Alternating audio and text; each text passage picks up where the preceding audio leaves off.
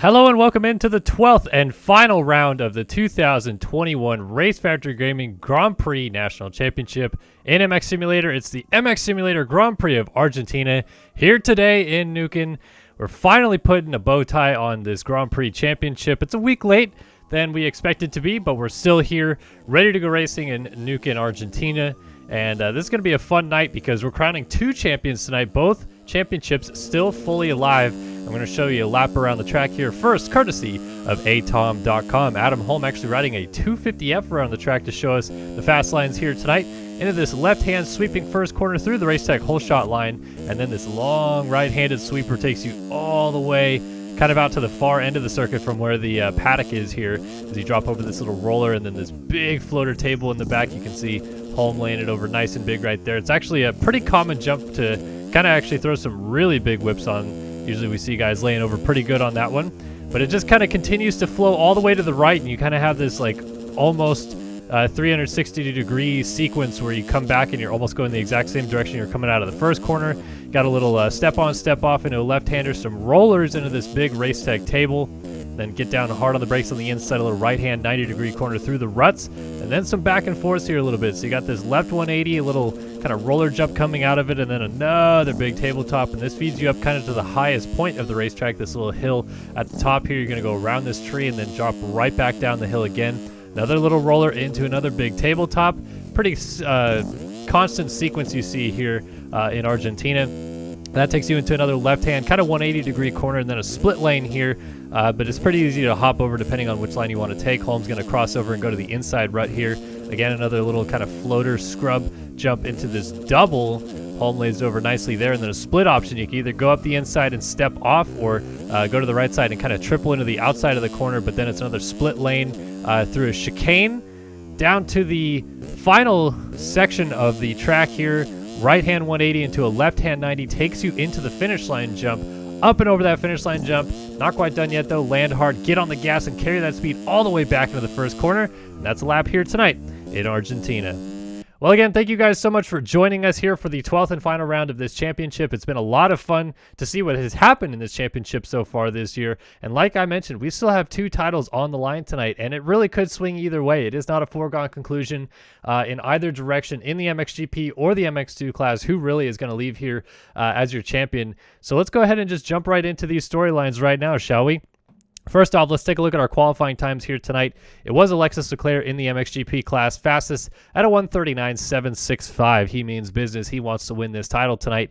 And he's got a 12-point advantage on Tyler Lang, who sits there in third in qualifying. But obviously, Lang and Matthias Janis separated by barely over a tenth of a second there. Luke Magnetti also right in the mix within a few tenths as well. And Chase Blakely, Chase Donovan down through the order. There's only about 30 guys that did laps in MXGP, so there should be no consolation race. But in the MX2 class, the championship battle is a little bit closer. 7 points separating Payson Johnson and Cooper Hunt. Johnson with the nod there so far. But obviously, it's still very close with two motos left to run in this championship. Logan Leitzel has indeed gone fastest here, though, in Argentina to 1:41.140 ahead of Rasmus Balzer, the Dane, and Maxime Van der Beek, the Belgian. So some foreign flavor at the front end of the NA series here tonight. Good to see that. Seth Shirley and then Johnson and Hunt, fifth and sixth, respectively there, and only a couple tenths separating them in qualifying. So that could set us up for some fantastic racing tonight. Again, just to highlight where we are at in the championship scenarios here, Alexis Leclerc plus 12 on Tyler Lang there in the championship. So we're going to be doing some numbers, crunching the numbers, doing the math all night long to try to figure out who is going to end up on top. If Lang gets out front and makes a couple race wins happen, definitely going to be a lot of pressure on Leclerc to make it happen and get onto those podium spots to wrap it up. He can win it tonight with two podiums. In the MX2 class, though, Payson Johnson only has that 7-point advantage on Cooper Hunt. Look at Luke Sullivan, Seth Shirley, and Logan Leitzel, though. They are in a heated battle for third in this championship. Sullivan only 3 points ahead of Shirley, 5 points ahead of Leitzel, so it could go either way. Leitzel's been coming on strong here of late. If he goes 1-1 tonight, he's walking out of here as your new third-place man in this championship as well. So some things on the table outside of just the championship fight, but clearly we'll keep an eye on where exactly Johnson and Hunt end up throughout the motos in that 7-point deficit between the two.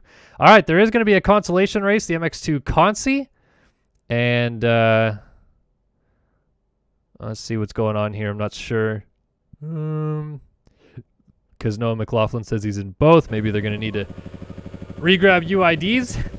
But we are in here in Argentina getting ready to go. Tyler Lang sitting there on the gate. Let's see if I can show you guys a slow lap around this track real quick here on my trusty SYS Heckman Productions 450 from third person. And I'm not even going to make it to the first corner before we get a restart. So I think, as mentioned, this should be Consi coming up.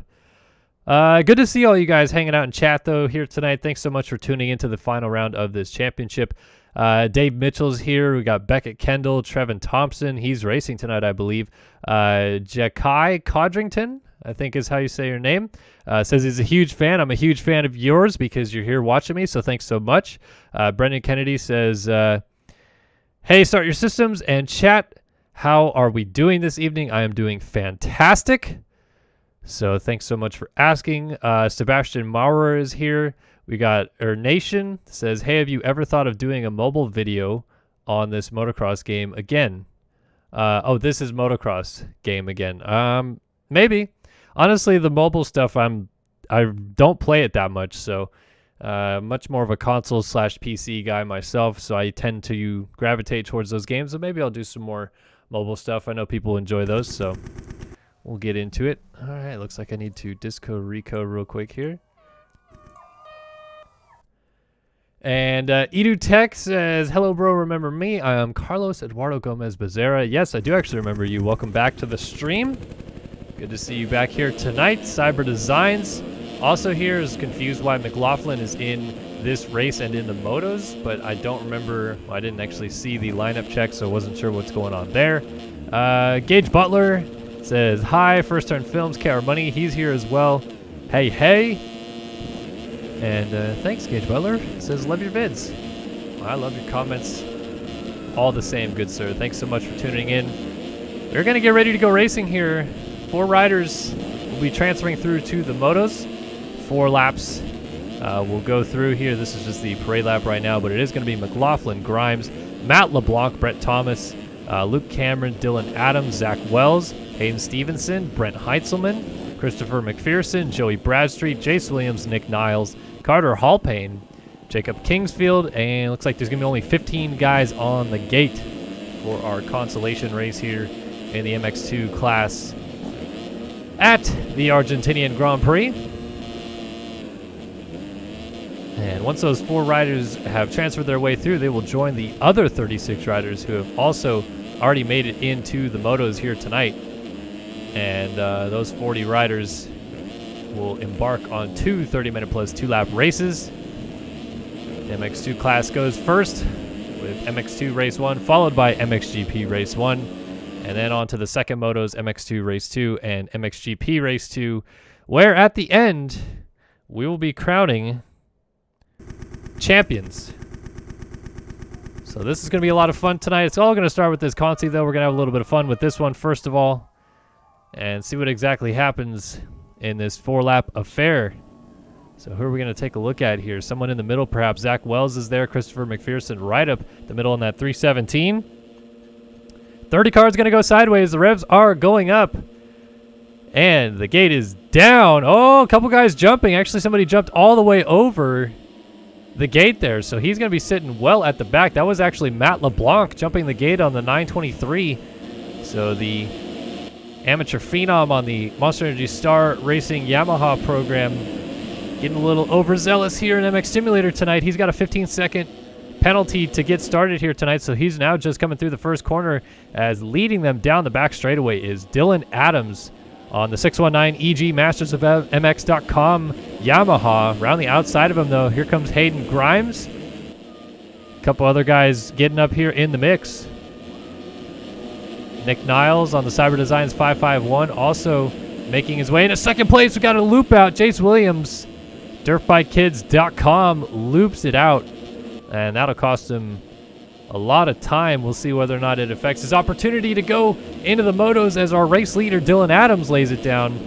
Kind of have a feeling we're going to see a lot of that here. So back out to the front, it is Grimes. The Moto Playground 443 to the front. McLaughlin settles into second. His teammate, Luke Cameron, right there in third behind him. And Hayden Stevenson occupies the final transfer spot, but you can still see there are 3 riders right in tow with him there.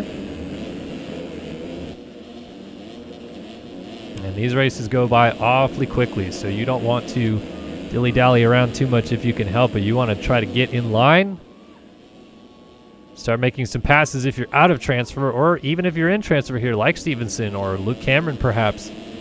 You do not want to be on that bubble position because you are a sitting duck to anybody that is ready and willing to make a dive bomb pass to make it into these motos. So the best opportunity you can do for yourself is to try to make passes on riders in front of you, focus on the race ahead, as Grimes leads it down at the end of lap number 1. They're going to go 4 laps.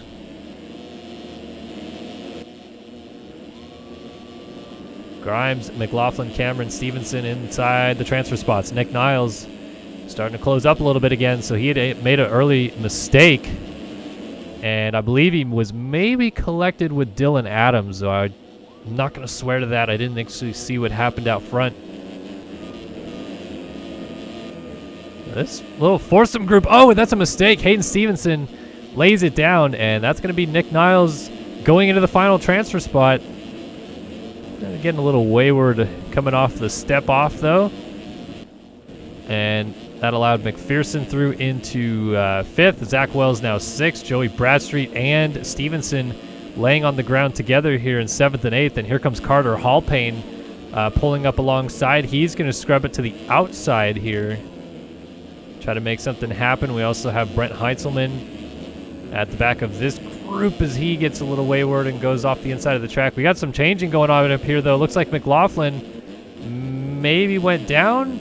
It does indeed appear to be so. So it's Grimes from Cameron, Nick Niles, and Christopher McPherson moving into the final transfer spot. Zach Wells now out, as is Hayden Stevenson. We saw that happen earlier. Hallpayne, Bradstreet, Heintzelman, LeBlanc back here, Thomas, Kingsfield. Oh, McLaughlin, did he lag out?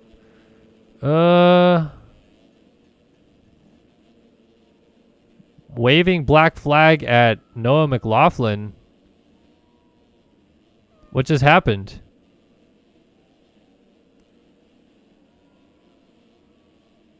Oh, okay. All right. Got it. So he was already indeed in the motos. So they must have had a scripting glitch there that also put him in the consi. Whoa, and Grimes. He actually just high-sided out of the lead. That is going to cost him 1st, 2nd, maybe 3rd. There goes P3 by, is it going to lose a transfer spot? He is just going to. Zach Wells goes through. So McLaughlin out of this mix, but it doesn't matter. He is into the motos because he was in the fast 36 apparently. So just some confusion there with the scripting. Sometimes that happens. But obviously the Race Factory crew would like to give ample opportunity to the riders on the track to actually qualify through. But it is a little interesting. Maybe they just realized their mistake and didn't want to deal with another scripting glitch, but I'm surprised they didn't just let it play out and see who got 5th if McLaughlin had also transferred through, and obviously let that rider in. Back to this battle, though. Zach Wells and Stevenson both casing the tabletop there, so Hallpayne, he's going to go around the outside of Stevenson and move his way into, I think this is 5th. Yeah, it is 5th now for Hallpayne. So he's on the charge. Grimes going to fall back in behind him. Joey Bradstreet's also right there. And Heintzelman lurking in the distance in case things get wild. And here comes Zach Wells now from 4th, kind of slipping back into this freight train a little bit.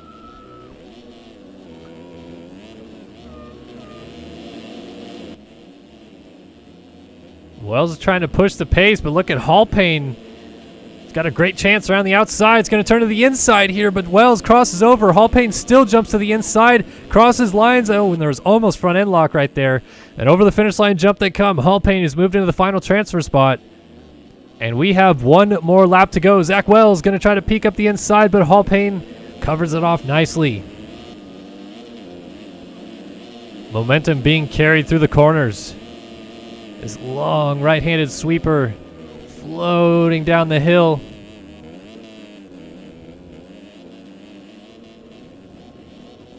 So can Hallpayne hold off the charge? Zach Wells trying to fight back. They're catching McPherson too. So all Zach Wells can do here is just push Hallpayne. Maybe they both catch. McPherson is up the inside. What a move.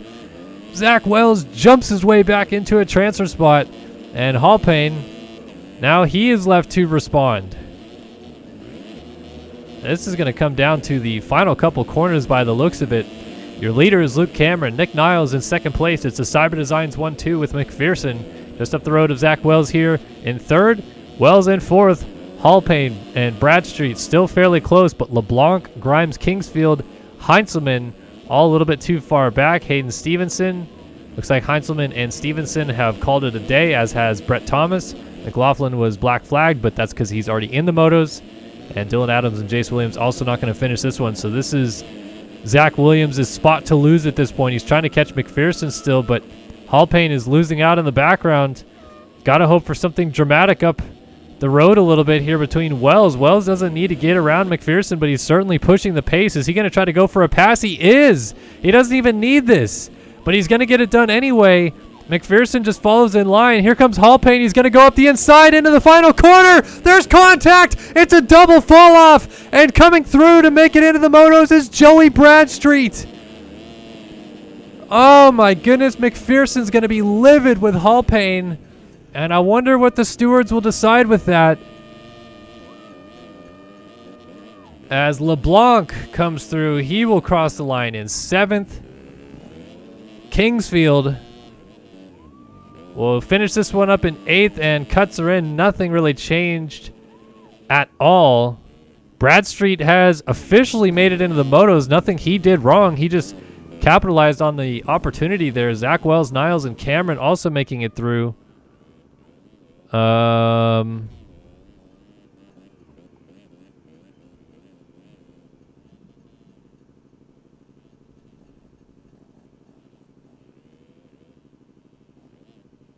Just trying to see what's going to happen here. McPherson's trying to ask what's going on.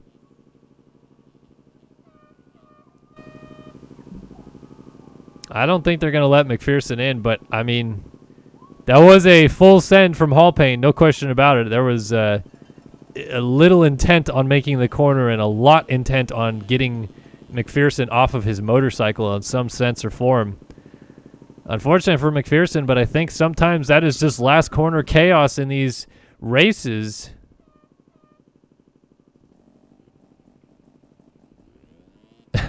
Hallpayne connects and says, "Get wrecked, had to try, sorry man." Oh man, classic. Yep, they are not going to let McPherson in. So McPherson is done, as is Hallpayne, LeBlanc, Kingsfield, Grimes, Heinzelman, Stevenson, and Thomas. McLaughlin, Adams, Williams also out. But McLaughlin is actually going into the motos. He was your 36th fastest qualifier. But how about it for Luke Cameron? Didn't give him enough screen time there at the end for winning this consi, but he did a pretty good job of it. Charged his way forward and found his way to the front. Just held on as his teammate Nick Niles gave him a run for his money down there at the end. But a good end to the race for the teammates. And now it is time to go racing here. MX2 Race 1. Who's ready to crown a champion? And who have you got in chat? Payson Johnson leads by 7 points over teammate Cooper Hunt. And one of those two walks out of here tonight a world champion. So who's it going to be? Johnson has been resilient. Had to miss a round earlier this year, but has caught his way all the way back up and retaken the lead. Lost it, then retook it again. So he's been very strong-willed in his pursuit of this championship. But that does not mean he has not had to work for it. He is already a champion this year, though. He clinched a round early the 250 class championship in Pro Motocross.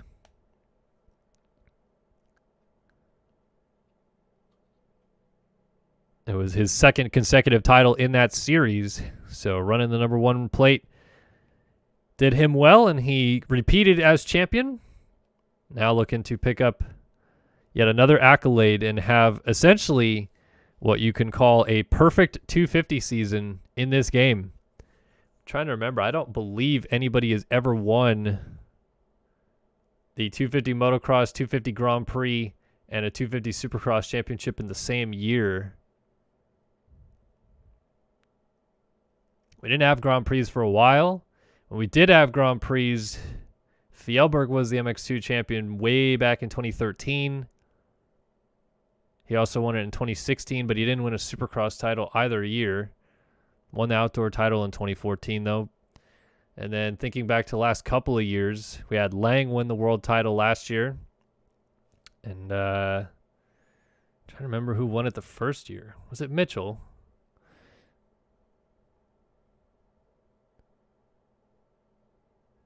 Not quite sure, but it might be the first perfect 250 season sweeping all three championships that we've had.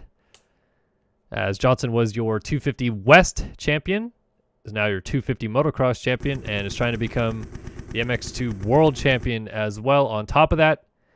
And he actually can clinch it in this first moto with a win. And I got to do quick maths here. Needs to be 25 points ahead, so he needs to outscore by 18 points. So basically, if Hunt can't pick up 7 points in this moto and Johnson wins, Johnson will be your champion. It seems pretty unlikely, but crazier things have happened. You just never know. And that is why we dropped the gate here in MX Simulator. Rafael Rodriguez is here. Just watched the last stream, and what a great action from the MXM community doing that for JA. Hopefully the family felt a bit better. Yeah, it was a heavy week last week as we learned the passing of longtime community member Jonathan Alexander. And last week's Fox Raceway 2 National was dedicated to him. It was a fun night of racing, but also a heavy night as well. A lot of people had him on our minds, really. So glad we still went racing, and obviously still thinking about him this week as we get ready to drop the gate once again here in MX Simulator. Champions will be crowned tonight in this MX2 class. So who is it going to be? The 30 card goes sideways, and MX2 Race 1 is off and running. Pretty good jump from Cochran on the 62. He's trying to squeeze Johnson. Johnson's drag racing into the corner. There's a Honda to the corner first, and Cochran went down. So too did Johnson. It's Alec Horn picking up the Racetech Holshot Award. Alec Horn on the 310 mobgraphics.com Honda takes it with Neuquen right in tow on the atom.com Cowie. We saw Johnson was down. I don't see a sign of Cooper Hunt yet, but Johnson 34th through the first couple sequence of corners. And he has got a long road ahead of him. Trying to see who's in the mix. We've got Burns. I'm trying to find where is Cooper Hunt. He didn't get the best of starts either. I still haven't seen him. Johnson just went through. Is Hunt behind him? I must have missed him. No, Hunt is behind him. Hunt got a worse start than Johnson. They were both down in the first turn. Wow. Drama already. They are going to have to do some serious catching up as Johnson's right here in the mix. Bradstreet goes to the outside. You can see Johnson peeking up the inside. He's right behind Casey Cochran here as they hit this tabletop. They're in about already peeking up inside the top 20, I think, or somewhere around there, as everybody is searching for positions. So it is Alec Horn leading the way. Neuquen right behind him on the 50. And they're already starting to open up a bit of a gap because all of this chaos has really strung the field out early. It's close in those first couple of corners, but then just some early crashes have definitely opened it up. And what a bonus it is for Alec Horn to essentially have zero of the heavy hitters right on his tail. Neuquen, no slouch, but you're going to see if maybe Horn can manage as he goes off the track, and he is going to lose the race lead just as we say that. So Neuquen to the front in Argentina. Horn led the first lap, but Neuquen quickly takes it over, and now the battle ensues for the race lead. Up and over that scrub single down this back straightaway. Neuquen slowly coming over to defend. as Horn just scrubs it a little bit nicer and carries speed into this back section of track. Look at this inside move. Pulls up alongside. And Neuquen just is going to shut him off, but Horn tries to cut back across. Nothing really available there.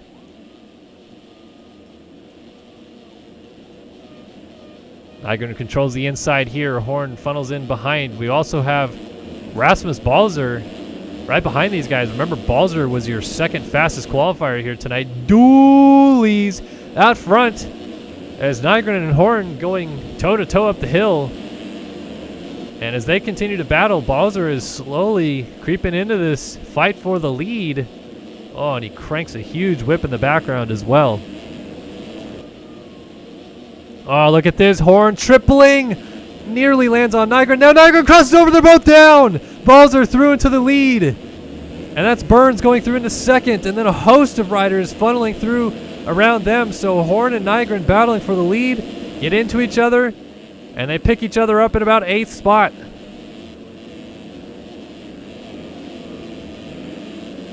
They will continue their fight. Adam Holm, as we saw earlier from the atom.com hot lap, racing a 250 tonight. So he's out here in the MX2 class on the number 2 machine, the former MXGP world champ. Ethan Gerst, Will Clark, Tyler Blowers also in that mix, but you can see Balzer starting to sprint away a little bit with Trevor Burns moving into second place. Wow, Logan Leitzel already up to 15th spot. He's made some good passes here early on. And this little freight train working their way down this back straightaway. Blowers, Gerst, Clark, Holm, Devin Davis. He's got a good start as well. And then Horn and Neuquen coming through, your 2 former leaders. And it does appear that Hunt is still absolutely buried. So there goes Horn around Devin Davis. Yeah, Cooper Hunt 31st. Rough go for the title contender here tonight.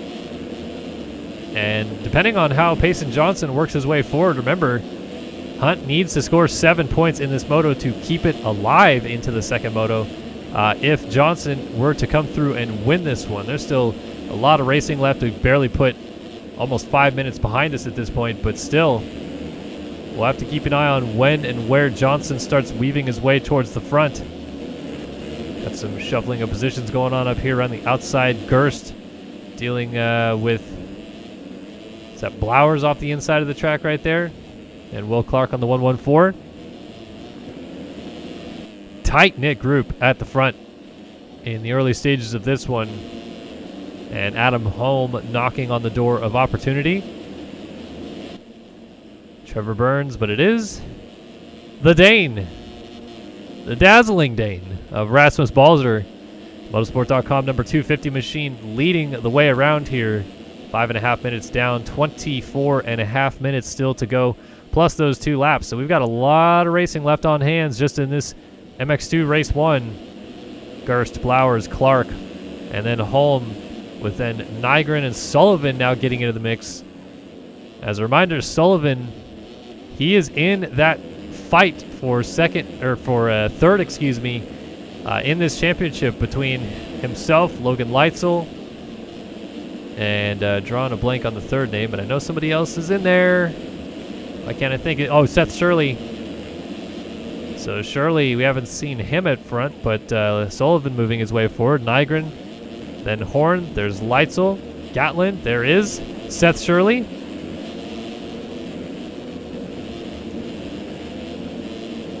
So a couple of championship fights to keep an eye on.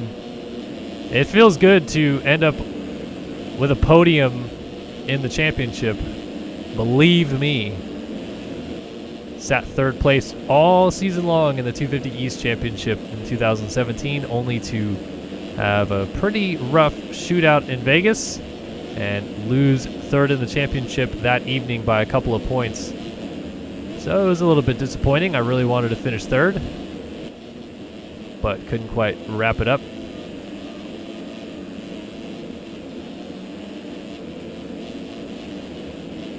All right, Cade Matherly, and starting to see Payson Johnson creep his way into the framework here a little bit. So the 351 machine has done well to recover. And obviously his teammate, Cooper Hunt, has not. Trying to see if I see him streak across in the background looking for a green bike. Yes, he is coming through the final sequence of corners now. He's about, give or take, 15 to 20 seconds behind his teammate here, Johnson. So he's going to need some help. He's going to need some crashing.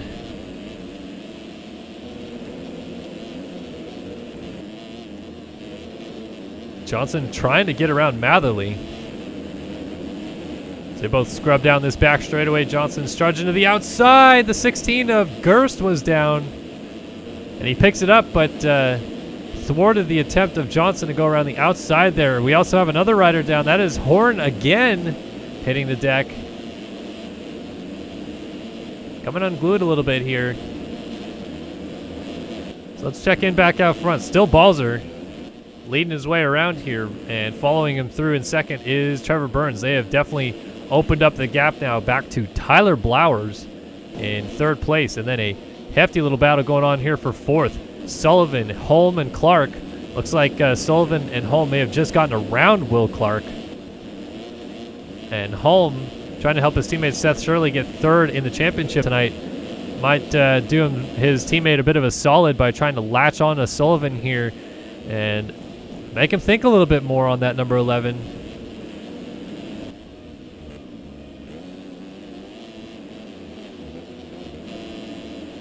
Sullivan took a little bit of time off, kind of regrouped for the end of the season here, and has returned to racing as of last week.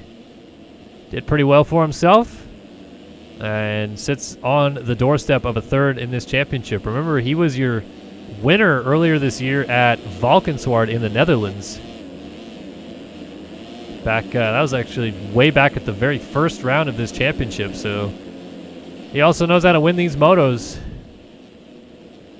And he has reeled in Blowers ahead of him rather quickly for third place.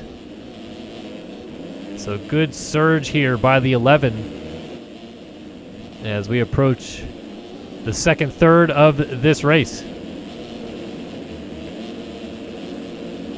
Through the wave section, we got a rider up ahead, but that's a lapped rider because Trevor Burns and Blowers are on either side of him. Oh, Blowers lays it down, but a nice save. Wow, here comes Logan Leitzel. Where does he come from?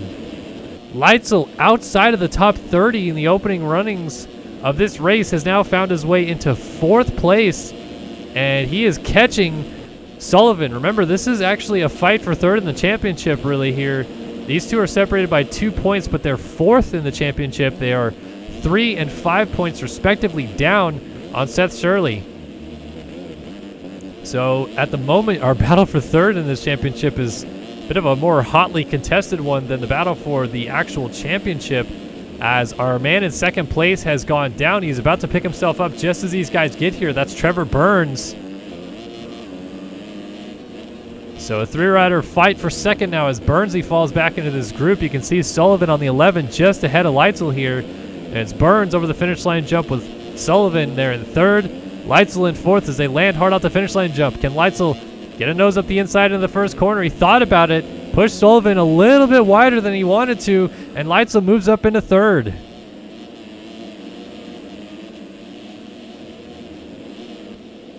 All the way through the right-hand sweeper and down into this floater. Oof. Not quite dualies. I can't give it to him. They weren't that close. It looks like it. The camera angle is deceptive, but you can see when we get a little bit closer, they're actually about a half second apart. And look at how quickly Leitzel has closed up on his teammate here, Trevor Burns. He would love to get into second place and set sail after Balzer out front, but with Burns crashing, that has now opened up a pretty sizable margin for Balzer in the race lead. Out to 9.2 seconds. Actually, I think it was a little bit bigger than that. I wonder if Balzer just had a mistake. Perhaps a tip over or something. Look at Leitzel, though. So smooth and efficient through the top of the hill there. And quite an incredible charge to come from as far back as he was on the opening lap of this one to now battling for second place. And we've only elapsed 12 minutes of this one. Oh, Burns down again. So Leitzel goes through. Sullivan has gone by. There is Payson Johnson now into 4th place. Blowers into 5th. Burns picks it up in 6th with Seth Shirley alongside of him. Will Clark, Brandon Nygren, Ethan Gerst, Chris Post, Jack Gatlin, Seth Carr, Dylan Love, Cade Matherly, Alec Horn, Daniel Mills, Noah McLaughlin, Adam Holm, Kyle Carpenter, Maxime Vanderbeek, Casey Cochran, Braden Tharp, Trevin Thompson, and finally Cooper Hunt, 25th place. And we're starting to get into a little bit of a zone where we might start to be able to talk about Johnson clinching this championship a moto early, because Hunt is not making that good of progress. Balzer, Leitzel, Sullivan, Johnson. Johnson is scoring 18 points right now. As it stands, he is in a position to clinch this title a moto early right now. He has the tiebreaker, which is, I believe, moto wins, though I think Race Factory rules are a little bit different than the AMA rules, so it might actually be overall wins, but regardless, Johnson would still have that nod. He has got the most motos and overall wins to his credit this year. He has 18 points picked up right now to open it to a 25-point advantage heading into the final moto, which would be a championship clinching advantage with the tiebreaker on his side, because even if Johnson doesn't start the final moto and Hunt wins that moto, obviously Hunt, without scoring points this moto, would not win an overall. He would only win another moto, but Johnson just went down. Let's see if he picks it up in time. No, through goes Seth Shirley. And how about this for setup? Leitzel, Sullivan, Shirley, 2nd, 3rd, and 4th on the track in reverse order in which they are in the championship for 3rd place right now. So Leitzel's gaining 4 points on Shirley. He would still be 1 point down of Shirley heading into the final moto. Sullivan's gaining 2 points on him, so he would also be 1 point down. So if it ends exactly like this right now, all 3 of these guys will be separated by 1 point in their fight for 3rd, headed into the final moto of the year. And boy, if that was the battle for the championship, I mean, talk about trying to script it on purpose. It seems like, whoa, Sullivan, what a nice save, landed in transition there on that rut, and it really nearly threw him for a loop. All right, as we approach the halfway mark here. Oh, Balzer goes down just as I was about to run us down through the top 20. Balzer tucks the front end. Is that going to cost him the lead? What a turnaround. What? I've never seen anybody spin a bike around that fast. It's still going to cost him the lead, though, as Logan Leitzel takes it over here in Argentina. Your fastest qualifier started, let's see, in chat, people saying he was 36th at one point. He's now leading at the halfway point of this race. What an incredible ride for the 37 machine. He has just come on fire down the stretch in both this championship and the 250 Motocross Championship as well. But now, as it seems like he may be settling into this, or is he? I mean, he's making a few too many mistakes here. Balzer's starting to get a little bit closer again. Is the Dane going to think about a quick move to get back into the race lead?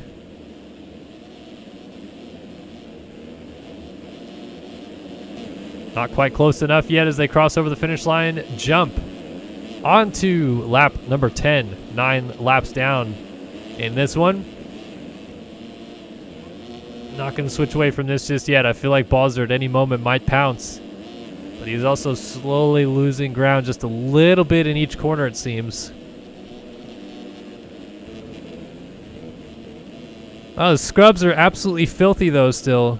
Which, for some reason, that has always been just a mantra for European riders in this game. I feel like so many of them have like ridiculous flick scrubs more than anything. Americans in this game are very good about fluidity and just kind of carrying momentum, and everything just looks like it's one movement. But the Euros in this game, whew, do they know how to lay over a scrub. Leitzel is sneaking away just a little bit here, though. Look at it. Balzer still in the background, cranking it, trying to close up, and there it goes. Front end tuck at the top of the hill, and he's down. Picking it up slowly, but he is going to retain second place. And that now gives Leitzel an 8.3 second lead at the front here. So let's give you guys a top 20 rundown brought to you by the folks at R Jerky. Hey, I talked to the Wageman brothers a lot this weekend, and they told me that you jerkies in the chat here have not been using the SYS20 code enough. So please head over to eatrjerky.com. That's eatrjerky.com, and use the code SYS20 for 20% off your order. Please go support these guys. Great family, great racers. They had a terrific weekend at the races this weekend. If you play Pulp MX Fantasy and you happen to pick either of the Wageman brothers, they rewarded you handedly in Pulp MX Fantasy. So please reward them back by purchasing some R Jerky and save a little bit of money by using that code SYS20 for 20% off your order.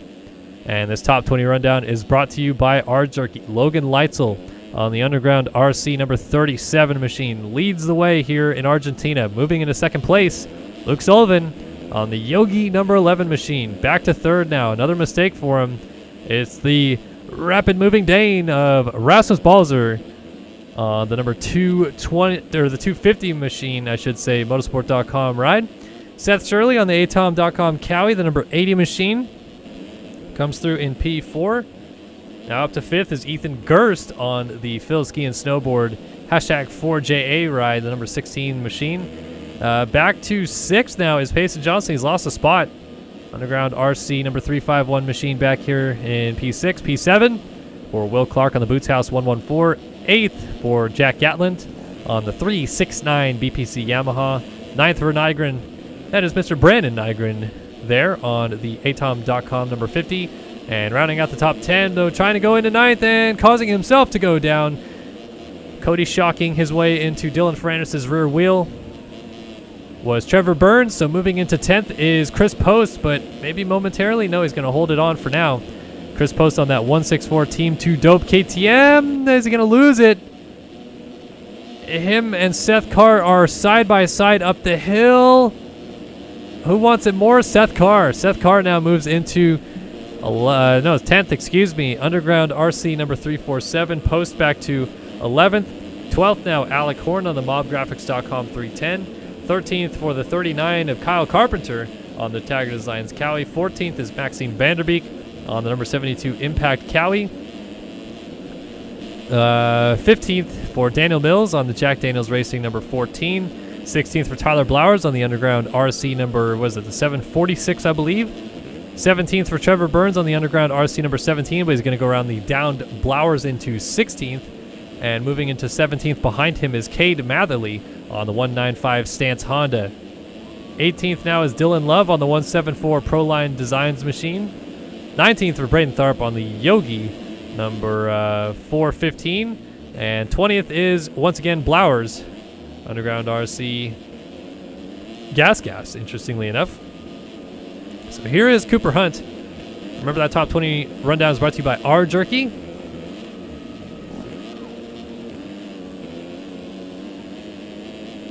So Cooper Hunt back here in 21st.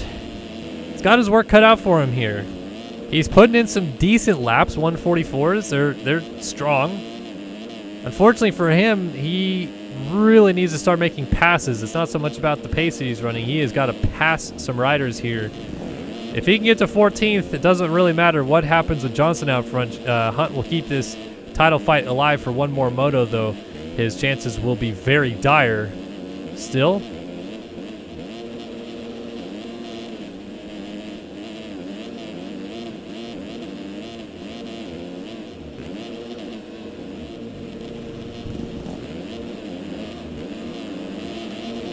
Good Hunt outside to in on Blowers, trying to make it happen, just can't get it done. He's gonna, I think, pick up a spot right there. Who was down? Tharp. So Tharp went down, and Hunt is now into the points. Let's see, where is 14th? Going through this right-handed sweeper. It's a couple corners ahead of where Hunt is now. It's Nygren, but he's only got 8.5 minutes left to go here to get it done.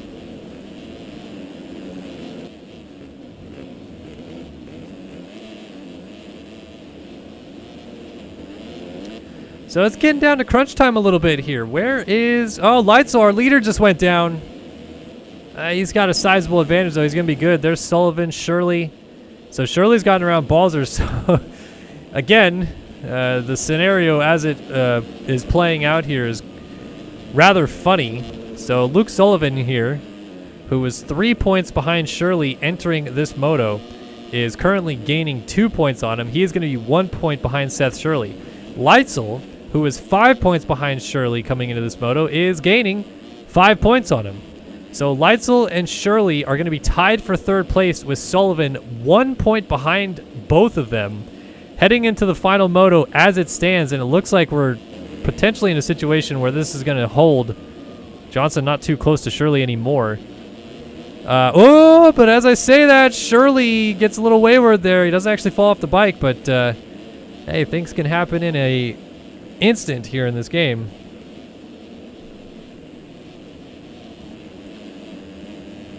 So interesting scenes here for third in the championship. Leitzel wants it, and he will move into a tie situation for third, and he has moto wins and overall wins on his side compared to Seth Shirley, obviously, so he would get the tiebreaker. But that is still after the second moto runs anyway, so essentially speaking, it's pretty unlikely there's going to be a tie scenario for third in the championship, but you really just never know.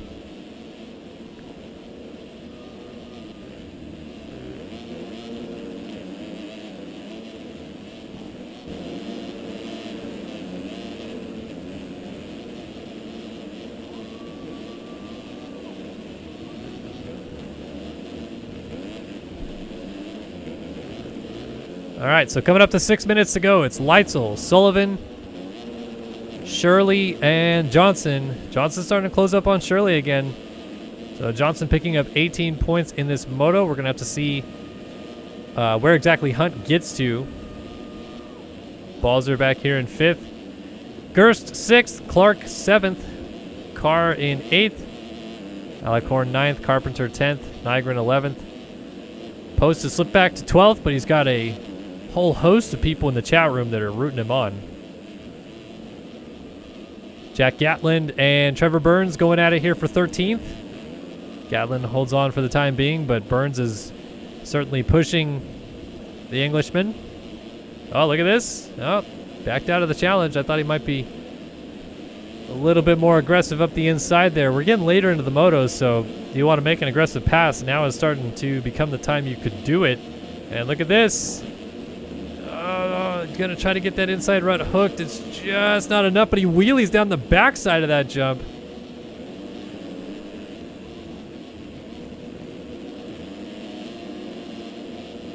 Still not enough.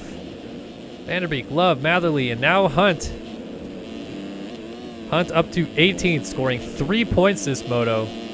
Losing 15 points in the process at the moment, at least, to Johnson. And he's trying to get around Kate Matherly. They just kind of tossed some dualies over that table. Speaking of dualies, does sound like we are going to get A Wood, Mr. Andrew Wood, in the booth for the finale of the National Championship this week. Though he may be a little bit late, but I know some of you guys like when we co-broadcast. We get somebody in studio to join us. And Hunt is really trying to make some passes here. He might almost get a twofer on the outside of Matherly, but Matherly up the inside trying to keep it steady. Not going to work. Hunt gets through into 17th, and he's right there on Dylan Love on that 174 gas to get into 16th if he can. Seems as though Hunt really just needed to settle down, and it started to come back to him a little bit. Quite literally is pulling a Jet Lawrence a little bit here, but unfortunately for him, he's not the championship leader. He needed to make it up as dualies, trilies almost off the table in the back, and now dualies, scrubs, they almost come together.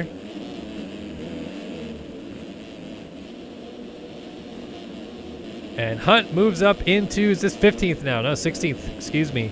All right, just because he requested it and because he retired this past week, old Flemdog Wilson Fleming in chat requests a full lap on board with Posty. So shout out Wilson Fleming. Congratulations on a fabulous career in professional motocross and supercross. We're going to miss you. But hopefully good luck with your next endeavors. Good sir! Posty through the front door goes down. Oh man, not the good luck that he wanted. No good vibes being sent his way from his buddy Flemdog. Picks it back up and loses a spot to Burnsy, but we'll get back on board with him. We'll finish off this lap. And he's going to get back around. Now passes Burnsy back. We're going to have some chaos here with Post. More chaos as he gets a little wayward coming to that inside rut. Hopping it in. Oh man, you can hear Burns behind him. Just laying that Kawasaki to the absolute limit. Post a little mistake. Is Burns outside or inside? I think he's on his left side. Trying to listen in on my headphones here. Oh, Post is trying to defend. Yeah, Burns up the inside is going to get him into 11th, but we'll stick on board with Post here to finish this one off. Down into the final 2 minutes of this one.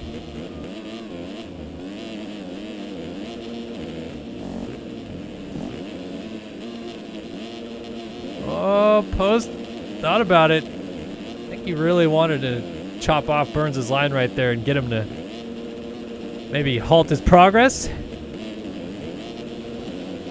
Not good enough yet though, so Post sticks after it, continues the grind. Lays over a nice little flick scrub on that table. Oh, pushing the envelope at the top of the hill, blows the rut. Alec Horn was down though. That's going to be another spot for Post as he moves back into 11th. He's got someone on his butt though. Seth Carr. Oh, Burns went down again, and Post moves back into 10th. Look at this. Oh, he takes Seth Carr down, but Carr actually, he stayed on 2 wheels. These guys are flopping through that corner. There's a gigantic hole in that rut right there. Gatlin, Burns, Vanderbeek. Hunt just moves into 15th, or is he still 16th? He's 16th. He's got to get into 14th here.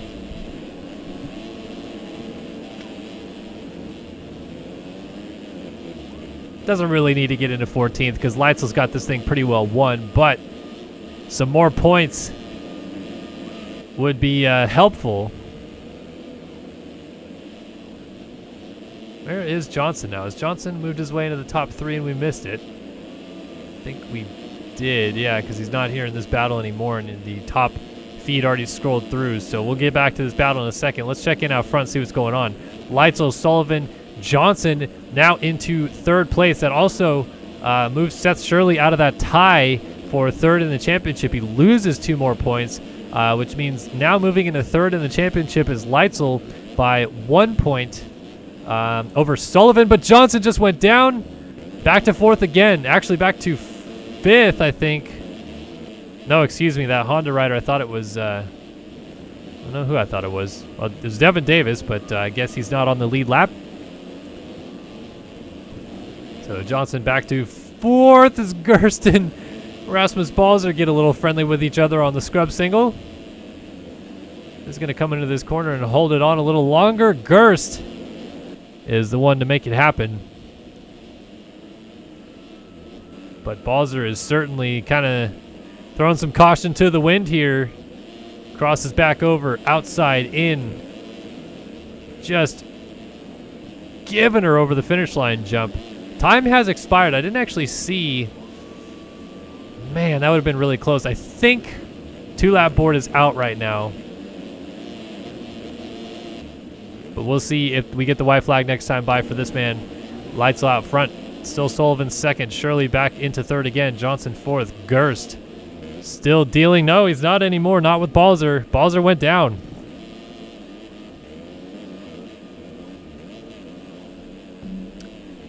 He retains P6. But loses a lot of ground to Nygren. Clark, Post, Carpenter, Carr.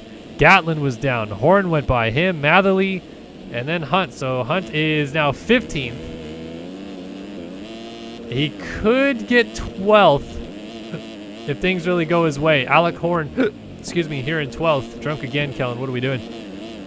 Ah, man, I guess, you know, if really things got really crazy, 7th isn't that far ahead of him, but we are running out of time. And indeed, the white flag is waving, so Leitzel just checked in out front. He must have just barely got the 2-lap board. Then we got Sullivan, Shirley, and Cochran. Cochran a lap down. Johnson right there. Balzer still kind of sneaking up. Could make things interesting. Boy, wouldn't it be crazy if Balzer, I was going to say if Balzer and Gerst got around Johnson, pushed him back to 6th, and somehow Hunt made it up into 7th. I mean, he's definitely not too far back off of this group. Up to 14th, and now up to 13th goes Cooper Hunt. Limiting the damage. Decent job of doing so as well. Gatlin next on his radar. He's going to have a lap to get him. Post also up here. Nygren. And we're starting to get into some territories where he probably won't get to. Seth Carr and K-Carp going at it. Oh, Seth Carr. What? He landed pretty much fakey and somehow spun it around and rode out of it. He only lost 1 spot to Nygren, but he most certainly should have went down right there. I don't know how he's on 2 wheels still. That was quite interesting to say the least. All right, let's take it back to our leader because there's a couple corners left for this man. He has come on with a vengeance late in this season. He was 36th at one point on the opening lap of this race, charged his way forward, and he's done it again. Logan Leitzel wins MX2 Race 1 in Argentina. Luke Sullivan will follow him home in 2nd place and sits 1 point behind Leitzel now in a battle for 3rd in this championship. This man entered this moto in 3rd place in the championship coming in. He has now fallen into a tie with Logan Leitzel. Our top 3 in this moto are separated by a single point going into the final moto for 3rd in the championship. That is going to be a fun one to keep an eye on. Here is Johnson, though.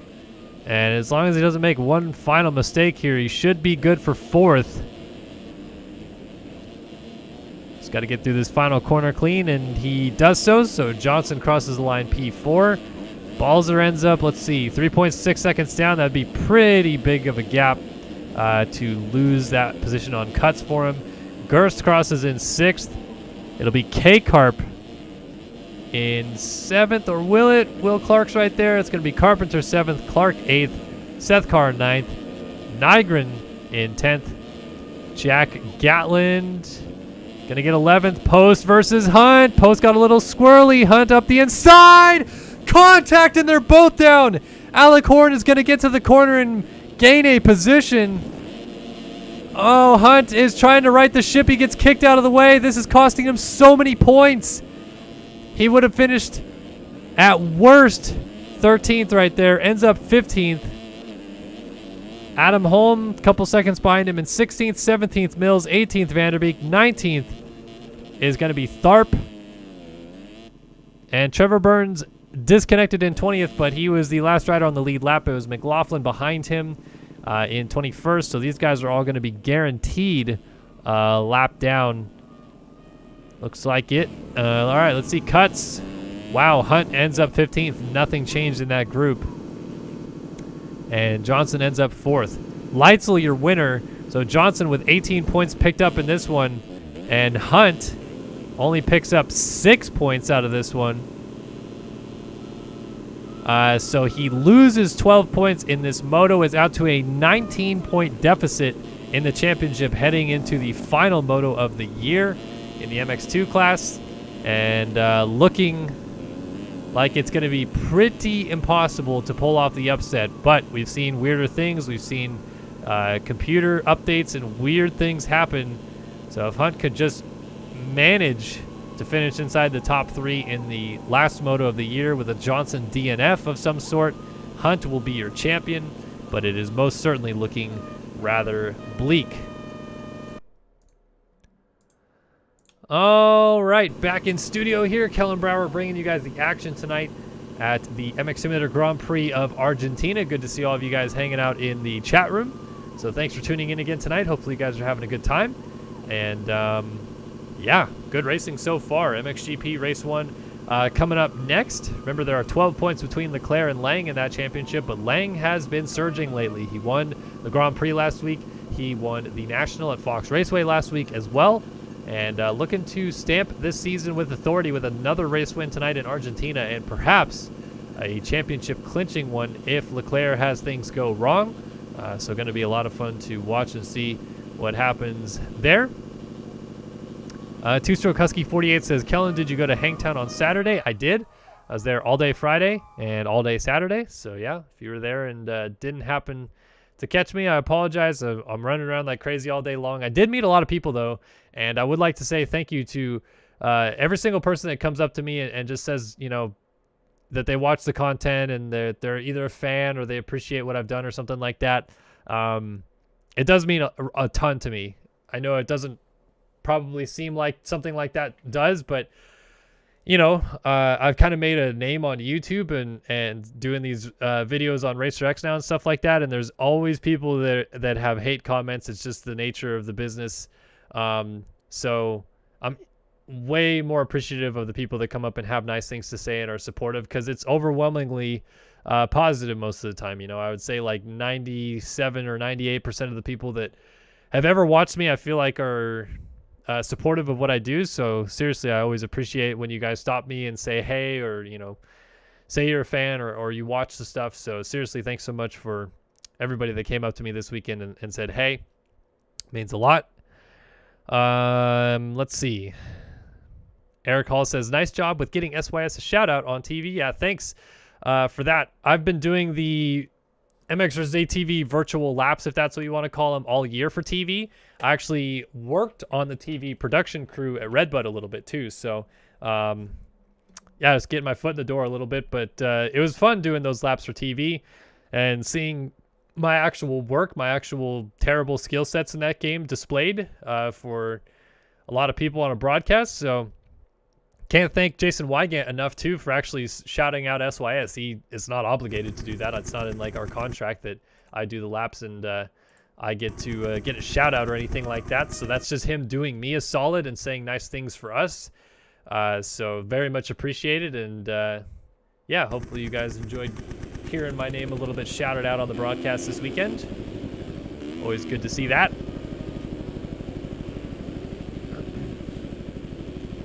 Rafael Rodriguez says he hopes T-Lang wins so we can have a fun battle till the end. Yeah, it'll be good if Lang wins this moto. It's going to be a fantastic final moto if Lang gets it done. KJ Thompson says we're not stopping till they hashtag put Kellen in the booth. I like it. Hopefully one day. I'd love to get there for sure.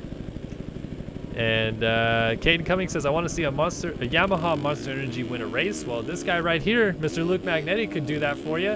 He has been fantastic of late.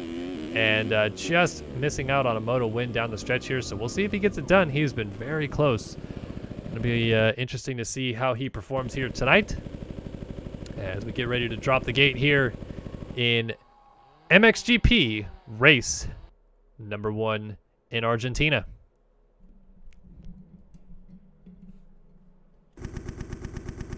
All right, getting loaded in. Let's see who we're going to watch on the start. Braden Carter is back with us this weekend. Colby England is way on the outside. And we are going to drop the gate here and see if we crown us a champion. And it's time for MXGP Race 1 in Argentina.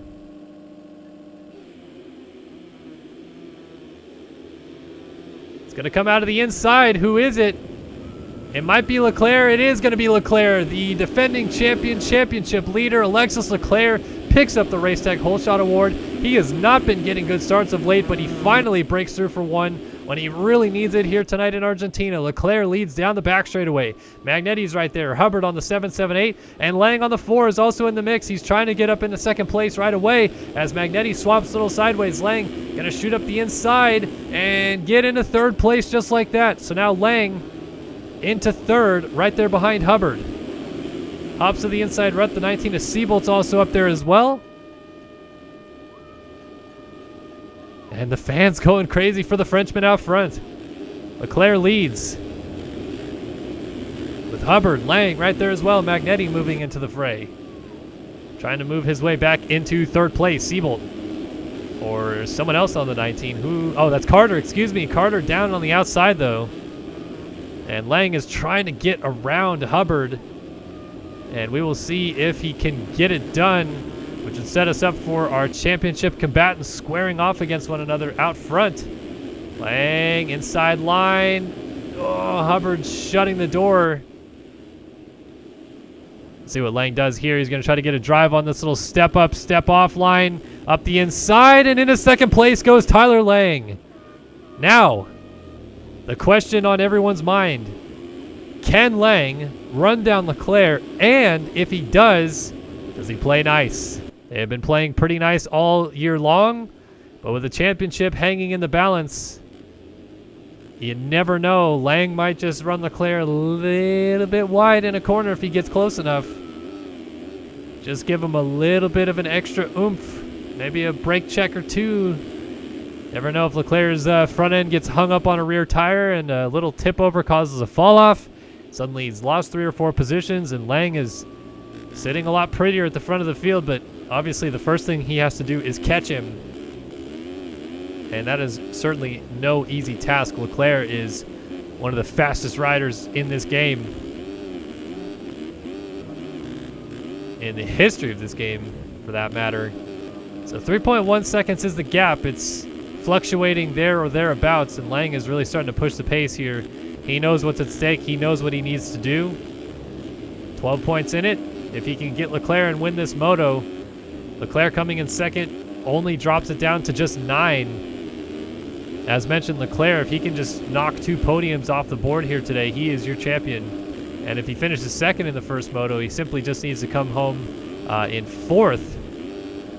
Or actually 5th, because I think he has a tie break. So a 2.5 for Leclerc today gets it done. No matter what Lang can do in this thing. Look at that. It is just staying right at that 3-second margin, though. It is barely moving. Lang and Leclerc absolutely pushing in the early stages of this. Now it looks like Leclerc has actually got a tiny bit of a gap there now opened up from when we last saw it. Now it's almost 4 seconds. Lang made a couple mistakes there. 42.5 and a 40.9 out of Leclerc. Well, this is pretty well set up, I would say. The only problem is Lang doing the chasing is not chasing very well. He is making too many mistakes. That gap is now almost 5 seconds, and Leclerc is continuing to streak away in the distance. Here is Tyler Lang coming into view. So Lang trying to catch Leclerc. It's still Hubbard 3rd, Castaneda 4th, Blakely 5th. Colby Eaglin 6th. Caleb Hall comes through in 7th. Larson 8th. Magnetti 9th. Rakowski 10th. Austin Bear 11th. Janice up the inside trying to go into 11th from P12. We'll get it done. Braden Carter back to 13th. 14th for Jet Wisdom. 15th is Robert Wilson. 16th for Nate Brow. 17th for Heilman. 18th is Speck. 19th for Rockefeller. 20th for Austin LeBeau.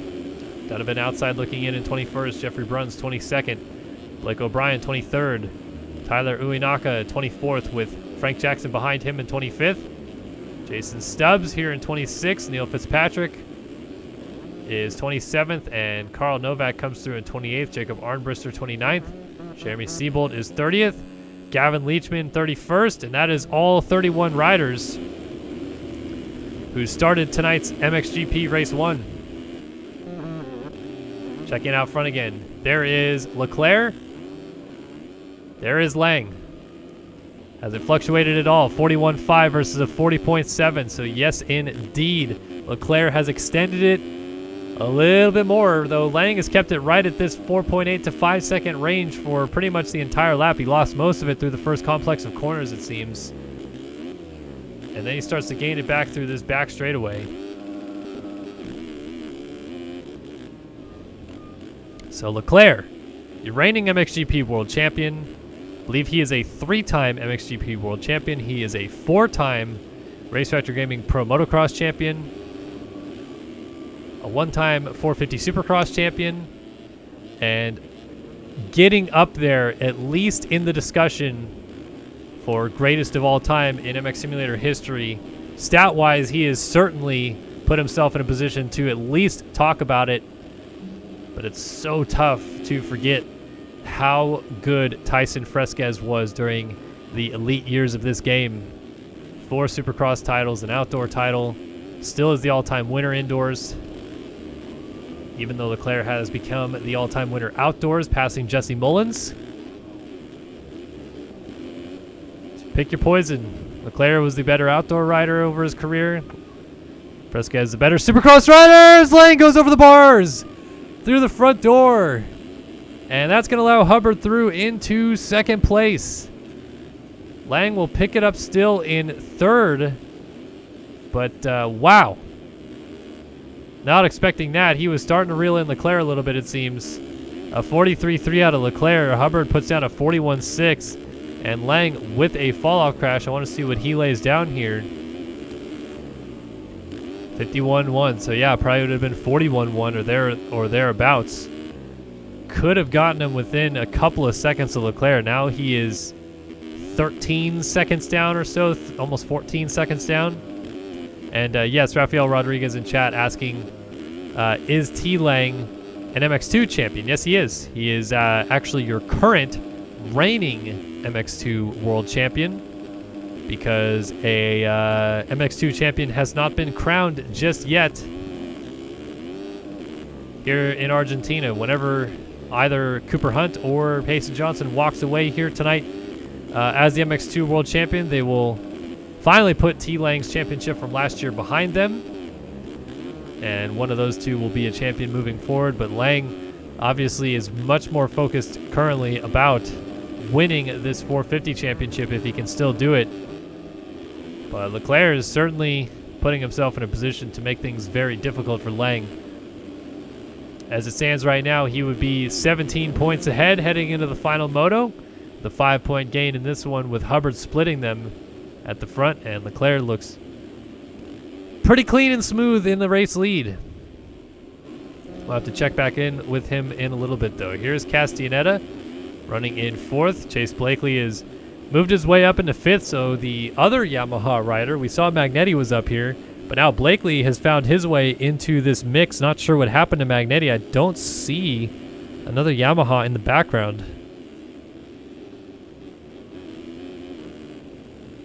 Blakely around the outside, turns to the inside on Castellaneta, and it also turned into 4th place here in MXGP Race 1.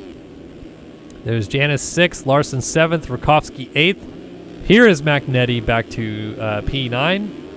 And Carter rounds out the top 10, Eagland 11th. Robert Wilson magic manning his way around the racetrack. I'm sure this hurts our eyes a little bit here to watch this chaos ensue.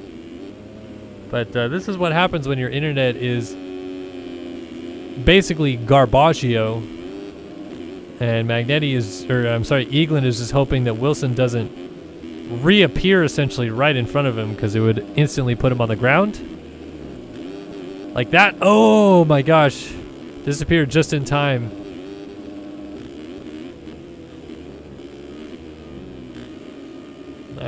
He's still right behind him though. Wilson there, and then Austin Bear, Donovan, Hall, Bruns, Speck, Wisdom, Heilman. Some good battles throughout the field as Lang has gotten back around Hubbard. Looks like he just made the pass back into 2nd place.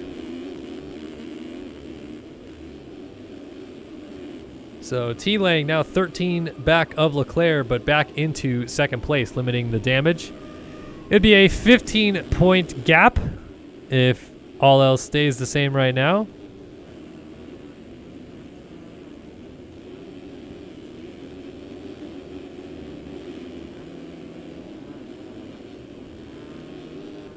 So Lang at this point, I'm sure what he's really hoping for is some sort of big mistake out of Leclerc, a crash, a couple tip overs, whatever it has to be to allow him to slowly slip back to his clutches. Otherwise, it's going to be a long haul to get up there.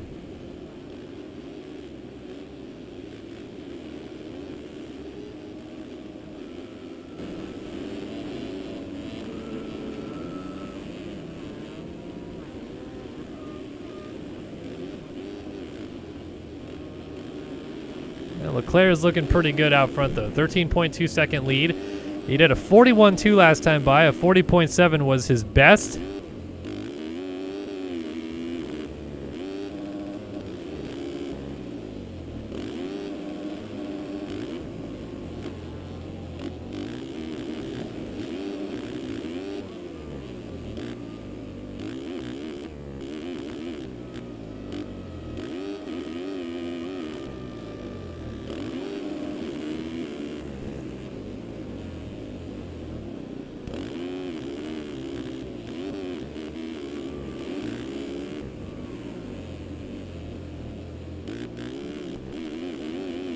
Do a lap time check this time through and see if Leclerc is gaining still. 41.5 out of Leclerc. 41.2 for T-Lang last time by, though. Let's see what he puts down this time. It does seem like it's staying right at that 13-second mark, though. Not too much gain, not too much loss. Lang goes 41.4, a tenth. I mean, just not going to be enough. He's going to need some sort of mistake out of Leclerc for sure. Hubbard keeping Lang close. Castaneda has got back around Blakely. Janice and Rakovsky still battling here. Eagland, Carter. How about Ashton Rakovsky, though? BC Racing 924. A guy that really we just don't ever really feature on this broadcast because he's not regularly out front, unfortunately. But a pretty fresh face to the series here and just taking it to some of these high-level riders. Eagland's going to get the better of him here, and Carter's going to funnel up the inside as well, I think. Yeah, just through there. But, I mean, Rakovsky, he is giving these guys some fits. Look at this. I thought he was going to tell Carter to go pound sand there for a second. Oh, and as I say that, Rakovsky, he pushes the front end, and down he goes.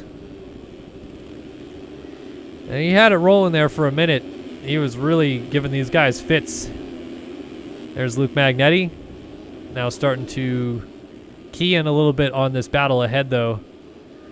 Brandon Larson, Robert Wilson coming with him. So it looks like Larson's internet has ironed itself out just a little bit here at least. He's still P12, Caleb Hall, Jeffrey Bruns, Jet Wisdom, John Heilman, Blake O'Brien, Donovan. I mean, these guys are all still pretty nose to tail back here. Austin Bear, Austin LeBeau.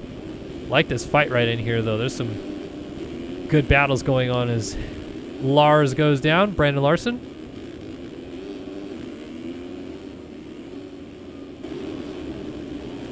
So Donovan went through, as did Heilman. Blake O'Brien. We got Jet Wisdom. Bruns all right here in the mix. Bruns off the back of Caleb Hall there on the 45.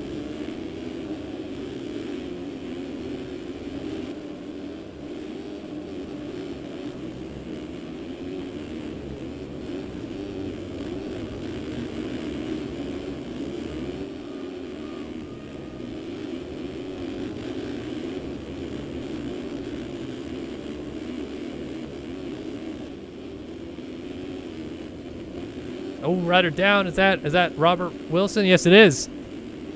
Robert Wilson going down.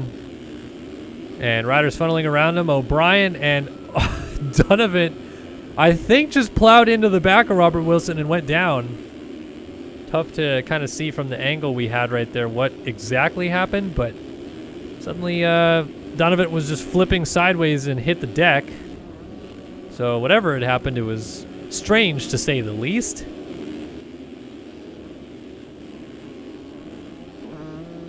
Blakely, Eagland, Carter, Janice, Castaneda, Lang is back behind Hubbard. Update from chat is Lang hit the deck at some point, so it's not really working out in his favor. Definitely going more towards Leclerc at this point for a moto win. The only thing Lang could really do today, it seems like, was go 1-1 and hope.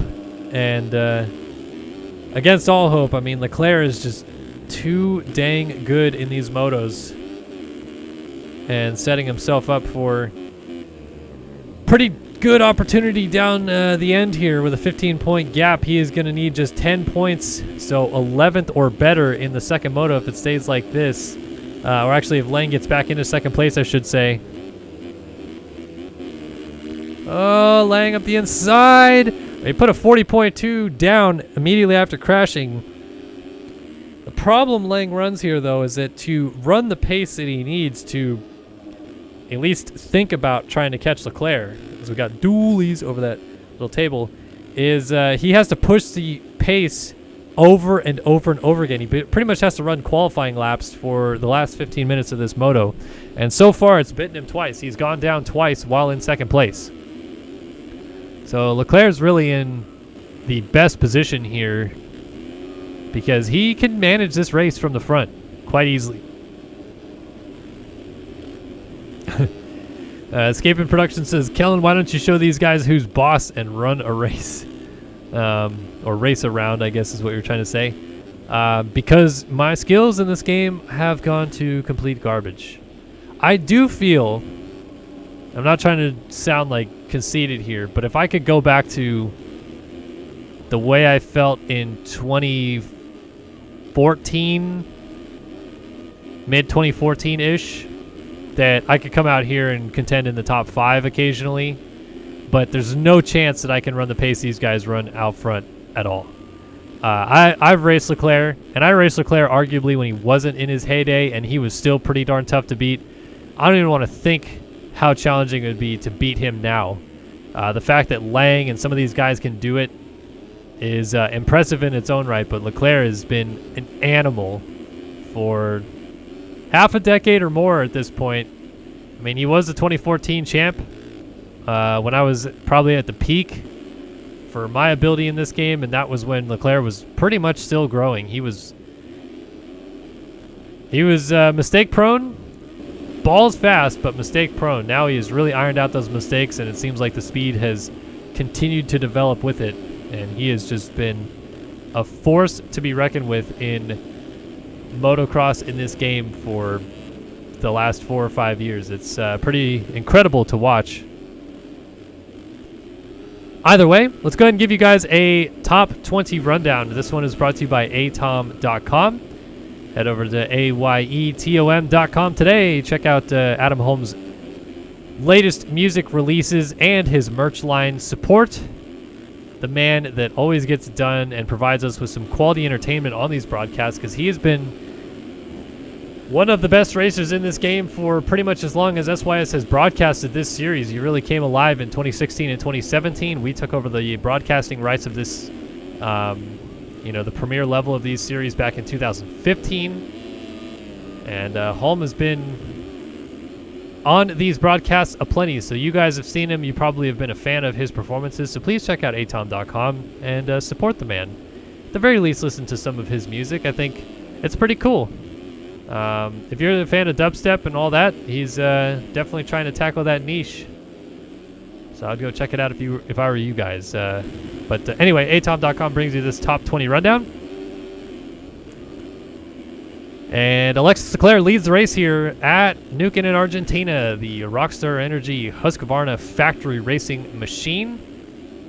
Haven't really heard what the go is with this program for next year, because it's headed by Arminas Jasikonis, who is the real-life Rockstar Energy Husqvarna factory racing rider. But with the Ice One program either going away, as I've heard it, or moving over to the Kawasaki program, as I've also maybe heard it, Jasikonis' future, I feel like, remains a little bit in limbo. And depending on where Jasikonis ends up, I feel like that's where this team that Leclerc is on ends up being. So, I don't know. Jasikonis, if he goes to Ice One Kawasaki next year, it's going to be the Monster Energy program. Maybe we see Leclerc on a Monster Energy Kawasaki next year. Kind of interesting. But we'll see. Anyway, so Leclerc leads. Tyler Lang, Underground RC Cowie, sitting in second place, losing 3 points to Leclerc. 15-point deficit, provisionally speaking, as they run right now on that number 4 machine. Jacob Hubbard, the Phil's Ski and Snowboard number 778 machine, running down here in third. Fourth for Braden Carter, his team owner on that Phil's Ski and Snowboard KTM machine there on the 19 in fourth. Fifth is Matthias Janis, Underground RC 130. Sixth for Castaneda, his teammate on the number 12. Seventh for Chase Blakely on the 21 BPC Yamaha. Eighth for Colby Eaglin, the number 40 Underground RC Cowie. Ninth for Luke Magnetti, BPC number 13. And 10th is John Heilman on the Covenant, I believe number 71. What is he running? Number 60, excuse me. P11 is Caleb Hall, the Underground RC number 45. 12th for Ashton Rakowski on the BC Racing number 924. 13th for Brandon Larson, the Stance number 245. 14th is Robert Wilson, the BPC number 98. 15th for Jet Wisdom. Okay, with Blake O'Brien and him coming together, Jet Wisdom retains 15th on the 99 BPC ride. Blake O'Brien, the 167 OVO machine, moves back to 16th. 17th is Austin LeBeau on the 518 atom.com Cowie. 18th for Chase Donovan, Pro Line Designs number 73. 19th for Neil Fitzpatrick on the 71 Pro Line Designs. I guess he's on a Husqvarna. And 20th, though, moving to 18th, now is Jeffrey Bruns, atom.com number 333. So Donovan on the 73 moves to 19th. And Austin Bear rounds out the top 20. Lang just went down again. It's not going to cost him second place, but man, coming unglued when he really needed to not have any of these issues become prevalent. And Lang is now 28.5 seconds down of Leclerc with under just about, 7.5 minutes of this race to go. It's not looking good.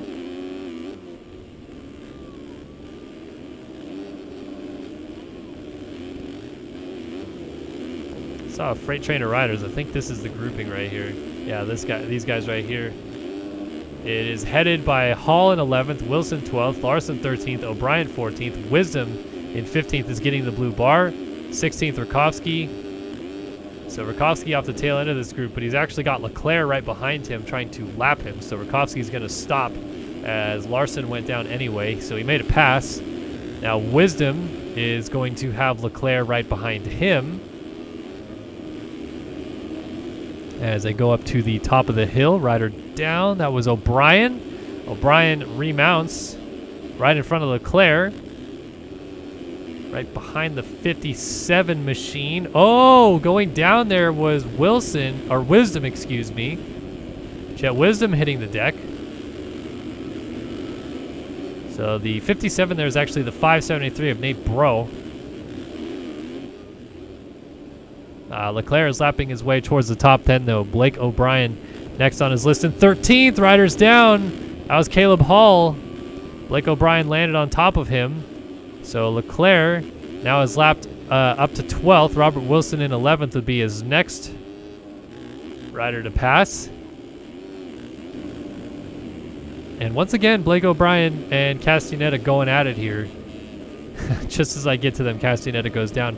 I can't find a battle. There's just not battles happening. Every time I go to a battle, riders go down. So how about we just go on board Leclerc and watch him try to lap people for a minute. We got a little over 5 minutes still to go. Leclerc 23.3 seconds out in front, 45.6 second, 145.6 second lap time last time by.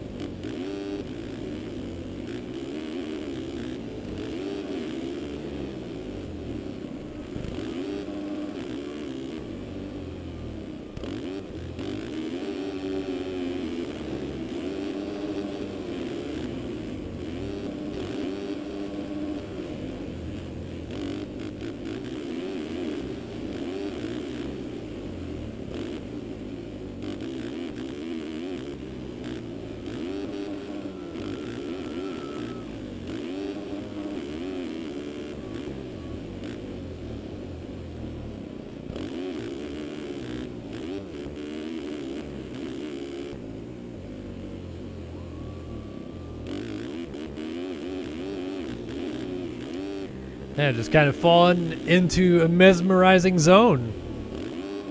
Watching Leclerc just work his magic around this Argentinian track. Blakely has finally put Castaneda behind him, but Janice is now ahead of him. So it just seems like every time Blakely might go into fourth place, something else happens. Janice is now about 9 seconds ahead of him. Carter behind this group. About 3 seconds behind Blakely. Castaneda has drifted back to 7th. Eagland is starting to sneak up on him, as is Magnetti. So all those guys are fairly close together. Trying to find a battle. Not really one to speak of, it seems.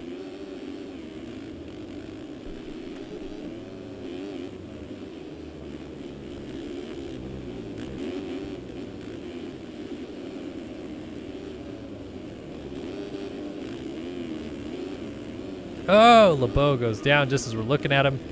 Commentators curse out here today. Seems like Eagland just made a little mistake. Luke Magnetti's starting to reel him in. Magnetti sensing an opportunity to close up on the 40. And if you're really kind of keeping tabs here a little bit, as mentioned, with Lang finishing second, Leclerc just needs 11th or better in the second moto to win the championship, as Eagland finally swaps and goes down, so Magnetti goes through. Leclerc has lapped up around 11th place. The next rider he's going to lap is John Heilman in 10th. So he's quite literally lapping up to where he just needs to actually finish in the next moto, which is just kind of insane to think about. But it pretty much illustrates how, I hate to say locked up this championship already is with Leclerc in this position, but the field in the MXGP class is a little bit more depleted than what we see in the MX2 class right now. If things get a little bit chaotic with Johnson, you just never know, but with Leclerc, I mean, he could start dead last in the next moto and be into the points probably before the first lap is over, and into a championship winning position rather quickly as well. So it's looking bleak. Tyler Lang needed really badly to win this moto to at least put a little more pressure on Leclerc, a little bit more sense on top of that. If Lang could have won this moto, Leclerc needed a top 5 to win the title in the second moto, and it is just not really going that direction whatsoever. Do have to give credit, though, to Lang because he has fought very valiantly in what is his rookie 450 campaign off the MX2 world title, moves up, and really has taken it to Leclerc all year long. And it's not over. As mentioned, there's always the potential for a weird computer update or a lag out or something out of Leclerc in this second moto.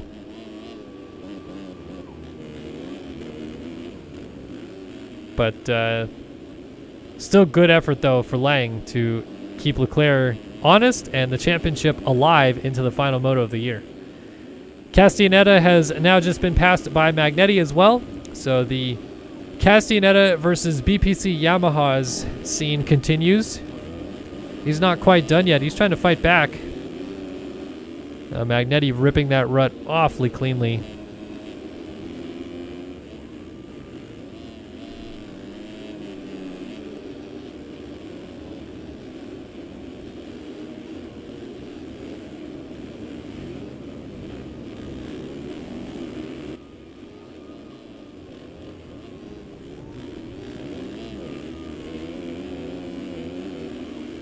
Here's Braden Carter. He's trying to get through some lap traffic and perhaps close up on Chase Blakely.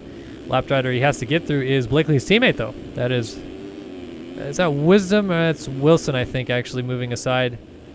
And Carter now finds his way around to hold on to 6th place, but he is only a couple seconds back of Blakely and trying to close this thing down. Time has expired. Our leader, Leclerc, got a couple more corners to go here before the 2-lap board comes out. So time is at zeros, and Leclerc just trying to manage his way down to the flag at this point.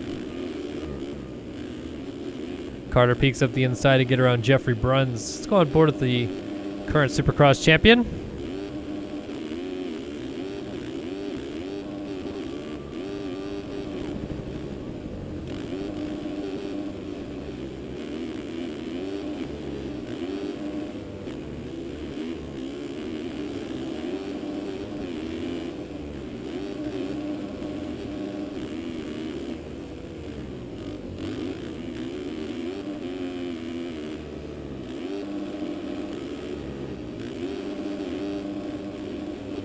Carter's certainly...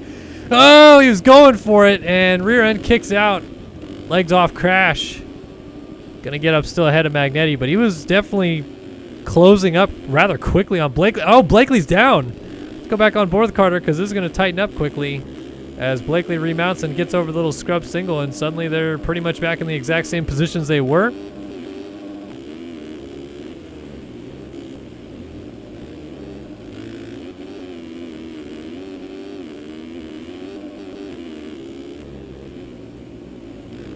And Carter pushing the pace to the outside there. Going to lose a little bit of time. I think he wanted that middle rut, just didn't get to it in time. So 2-lap board for these guys coming through.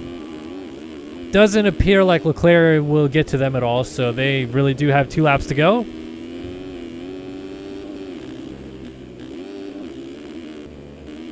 Carter not so good through this finish line sequence. Finish line through the first couple of corners, he's actually lost ground to Blakely, but he was really good through this back section of the track and then carrying speed into the finish line complex before. That was where he was catching Blakely until he went down. So look at this. Through this sweeper, look at how much time he gained. He pretty much gained, what, a whole second back on Blakely right there? Oh, Blakely down. And that's Carter through and into 5th. Magnetti through and into 6th. And Blakely gets rolling just before Eaglin gets there. Yeah, Eaglin actually wasn't quite close at all, actually. Meanwhile, final lap is underway for this man, Alexis Leclerc. And, man, talk about a win when he needed it the most. Tyler Lang had been pulling points by the handful back on Leclerc in the recent rounds. And Leclerc was just really actually struggling with starts more than anything. His starts were not there. And every single time he would have to ride through the field while Lang started out front and could manage from there. The tables turned in this one, though. Leclerc finally ripped a hole shot. Look at this, backflipping the big table in the center there. He's having a good time. See if he does anything fun for us on this tabletop. This one's a pretty good sized one as well. Just a little scrub. Keeping it tidy. Wants to look good for the camera, but he's not going to look good like that. He's going to spin it around. He's going to show off those Start Your Systems banners a little bit, give us some props. But this is a pretty big step tonight, at least, towards his second consecutive MXGP World title on the trot. If Lang had won this moto, it would be, I feel like, a different story heading into the second one. But Leclerc has set himself up very well to try to win this title tonight. MXGP Race 1 in Argentina goes to Alexis Leclerc. Lang will need to settle for second here, but almost certainly has that locked down. He doesn't have immediate pressure from Hubbard, and he could probably crash and still actually hold on, as it looks like Wilson was the first rider a lap down in 11th, I think that is. Lang crosses the line P2. Hubbard's going to be third, no problem, unless he crashes, because Janice is not right on him right now. But if Hubbard goes down, Janice would be close. Hubbard will survive, though. Third for him. Janice will come across in 4th. Braden Carter is in P5.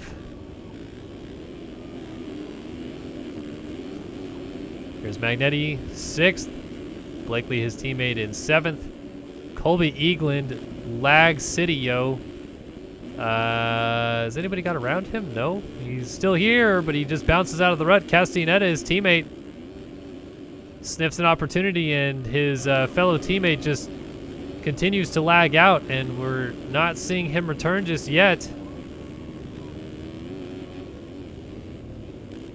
Castaneda just trying to stay out of the main lines, I think, so he doesn't get knocked down if his teammate comes back there. So actually we'll see.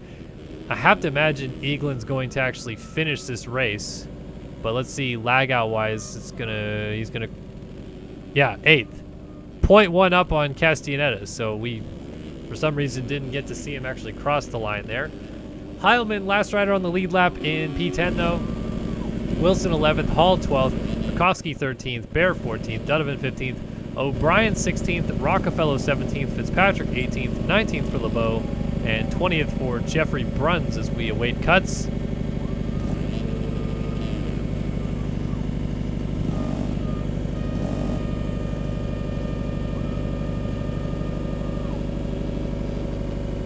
Looks like LeBeau got leapfrogged by Jeffrey Bruns for 19th. The rest stayed the same. Leclerc, big time winner here in MXGP Race 1.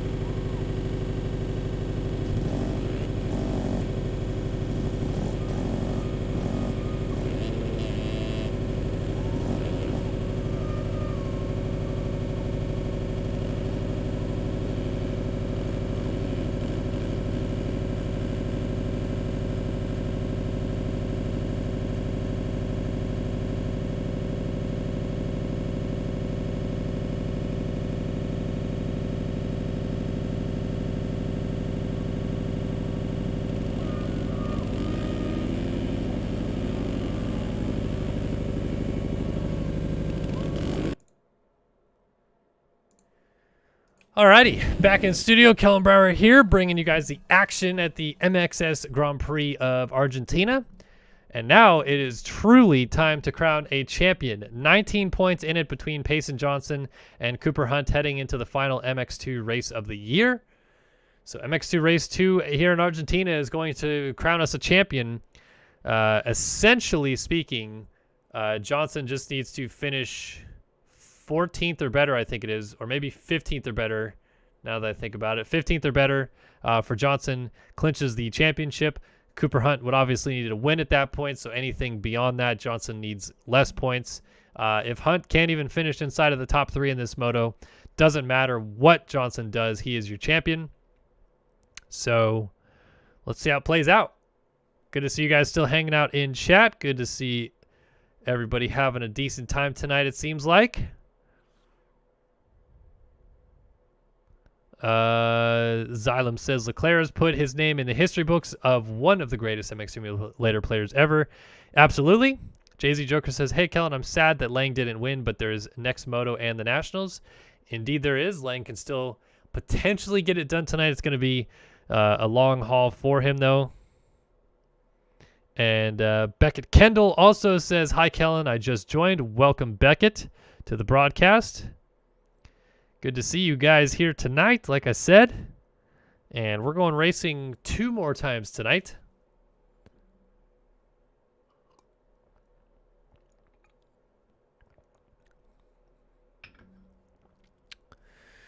Lane Burke says, Kellen, you going to the Paula Ride Day this weekend? No, I am not. It's been a long haul for me in the Nationals this year, so I'm taking some time off. I'm going to go visit some family and just see a lot of people I seriously haven't seen in a long time. Seriously, working for Racer X and doing the Nationals is a lot of work. And it's a lot of fun, but it's definitely a lot of work.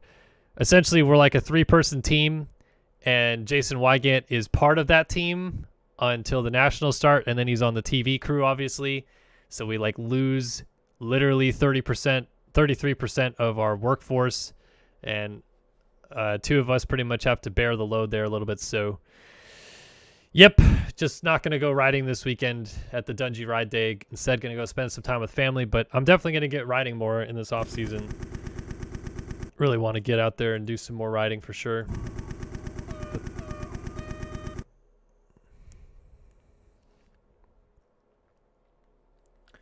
All right, let's crown a champion. MX2 Race 2 parade lap out there on the track. And is Payson Johnson about to add another notch to his resume here by winning this championship?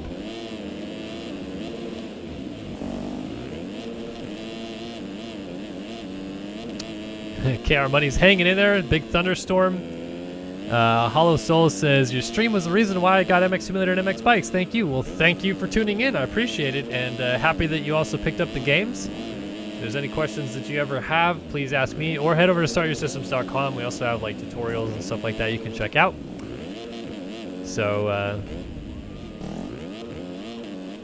yeah, thanks again. All right, let's crown a champion here in the MX2 class. Oh, turn the moto timer off. Turn it back on here in a minute. All right, ladies and gentlefish, who is going to get it done? Cooper Hunt needs to come through in a big way in this one. Otherwise, Payson Johnson walks out of here as your champion. It's time to drop the gate one more time in the MX2 class in 2021 here in Argentina. Awful start for Hunt. He clipped the gate. And Johnson elected to ride a 125 here tonight in the second moto, so he's not going to get the whole shot. It's going to go to Rasmus Balzer. Balzer on the 250 picks up the Race Tech Pole Shiat Award as around the outside, the 415 of Braden Tharp goes into the race lead. Outside line there for Balzer. He's trying to keep him honest. We also have Vanderbeek with a good start. Alec Horn charging into third place.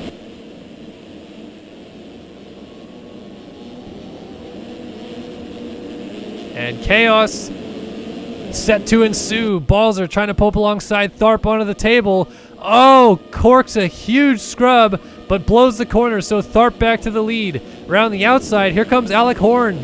Tharp shuts the door.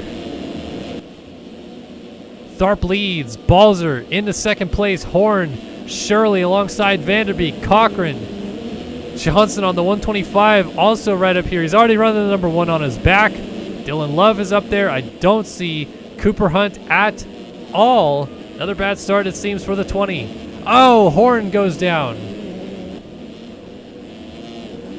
How about it for Braden Tharp, though? He's holding steady in the race lead, while all of the stuff behind him is kicking off. Not sure exactly where Cooper Hunt is. We'll try to get a update. Oh, Tharp down. He's not going to lead a lap. It's going to go to Balzer. Tharp pushes the front end over that penultimate corner, and Balzer takes advantage. So Rasmus Balzer, the Danish rider on the motorsport.com 250, leads. Casey Cochran settles into second place. Johnson, big swapping down. So the championship leader hits the deck and takes the 27 of what, Devin Davis with him? Interestingly enough, though, Johnson is still going to get up ahead of Cooper Hunt. Here is Hunt coming through the first turn.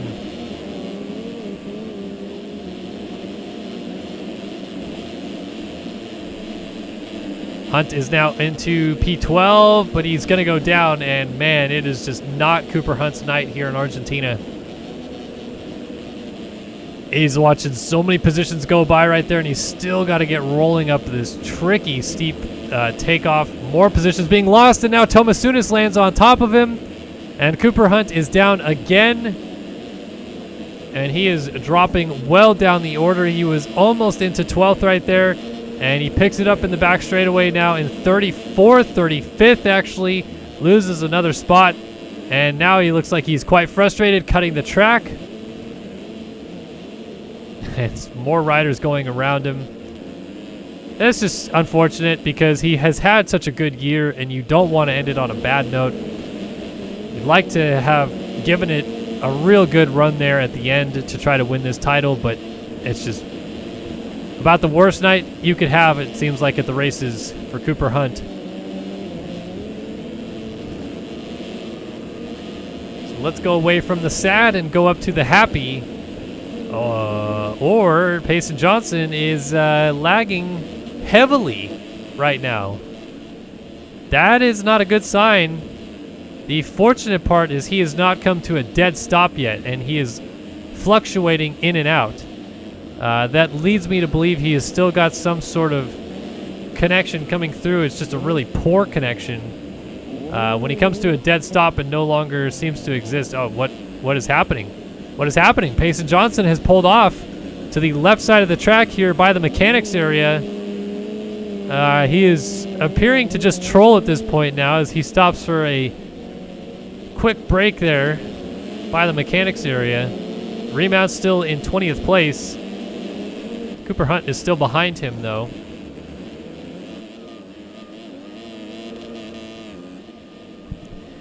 Meanwhile, out front, Rasmus Balzer leads. Casey Cochran second. Vanderbeek third. Vanderbeek trying to fight up the inside of Cochran here. And Vanderbeek, not the first moto he was hoping to have after qualifying third fastest here tonight.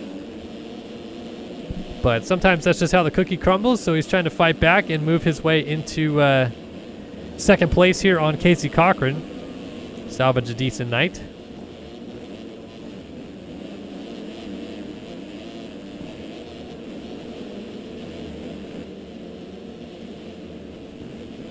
Definitely giving Cochran some fits here.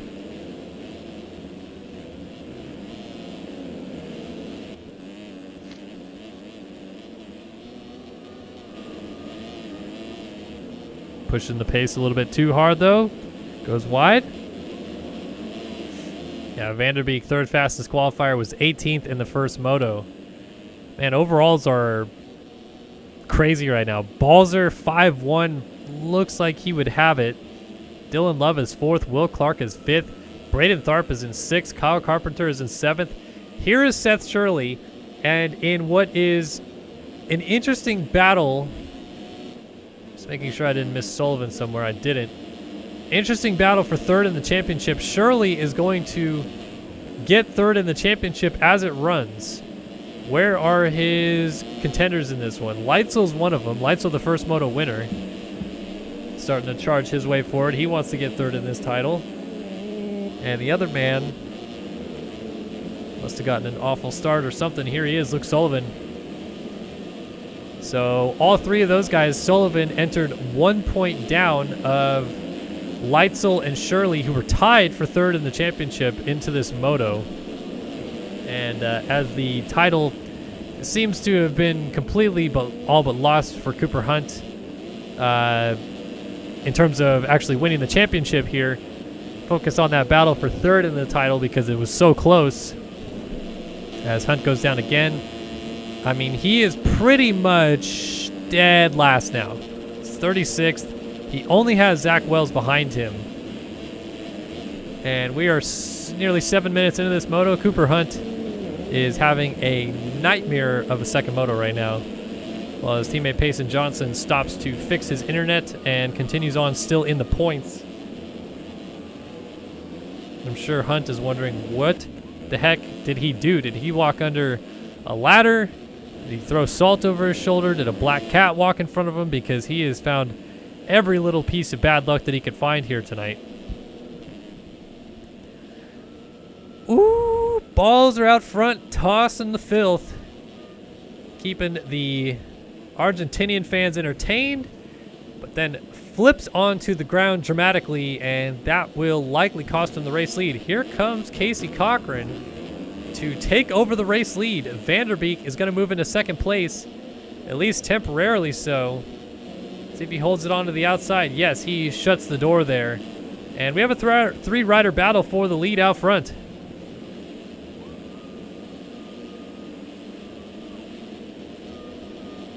Vanderbeek riding the nose a little bit, but Cochran holding steady. 3 different lines. Vanderbeek almost made that far inside line work, but it just didn't quite work all the way through.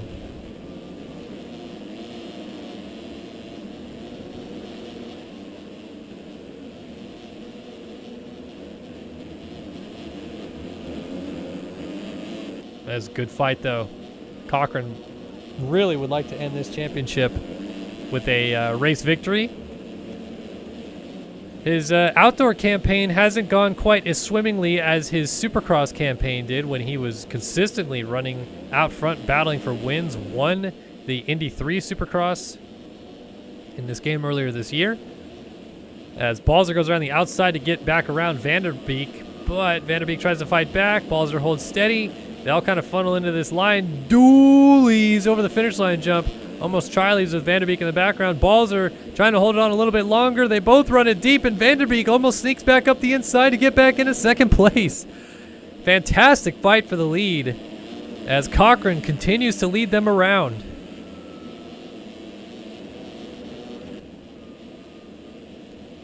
Oh, Balzer, the whips on that table right there. Absolutely insane, the kick out he's able to get on him.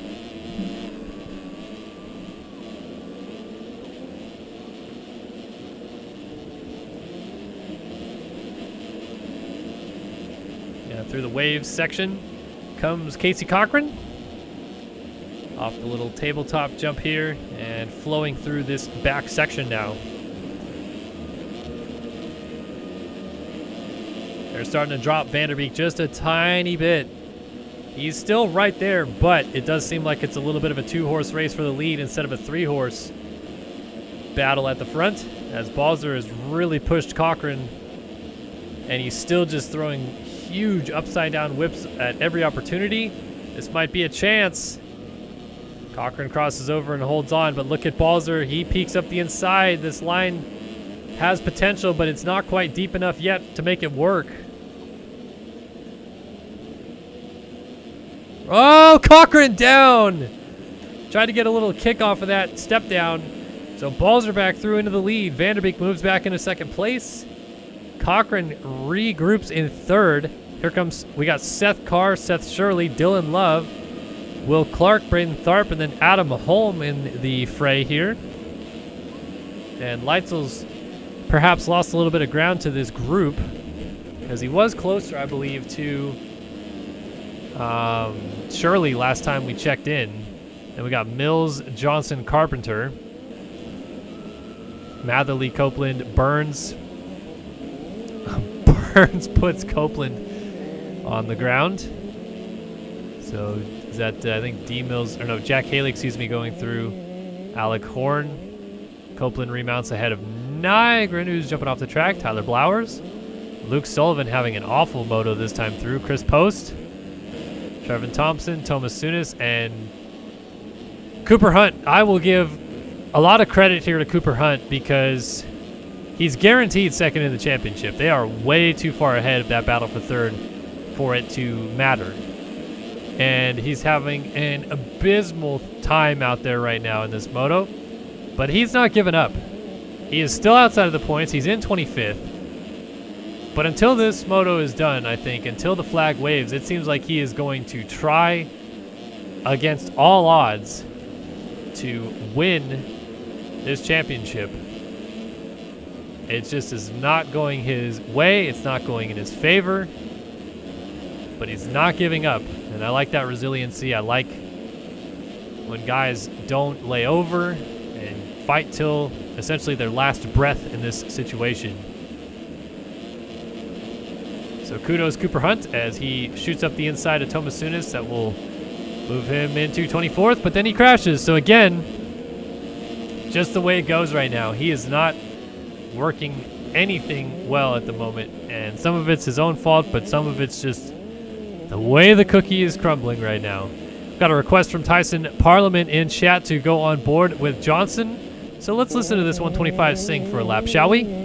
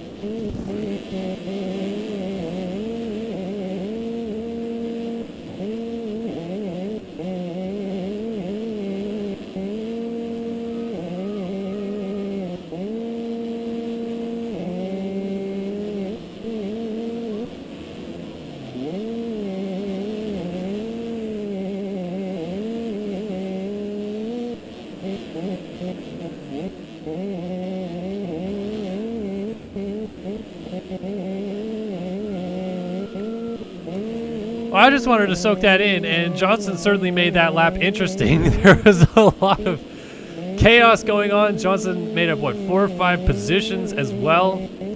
Ryder crashing, and Johnson throwing a huge whip over top of him while he was crashing. Certainly making things interesting, and puts down a 44.8 on a 125, so pretty much just whipping it in everybody's face at this point. But now he has gone down. He is going to lose pretty much all those positions he just gained back.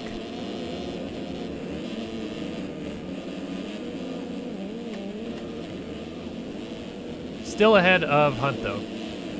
Kind of crazy how that's working out. All right, so now this is getting a crunch time a little bit, as crashing up the inside there is Logan Leitzel. We're at the halfway point of this moto. Leitzel is trying to surge his way forward and catch this man here, Seth Shirley.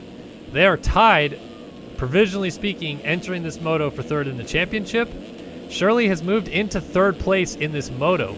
If Shirley can get into second place, it'll also be his first career overall win, and he would retain third in the championship. So ideal scenario, obviously. He'd like to win the moto if he could, but Vanderbeek up the road is his real target here. A 3-3 will not get it done. A 3-2, though, does beat a 1-5 by a single point. So he is trying to make that happen.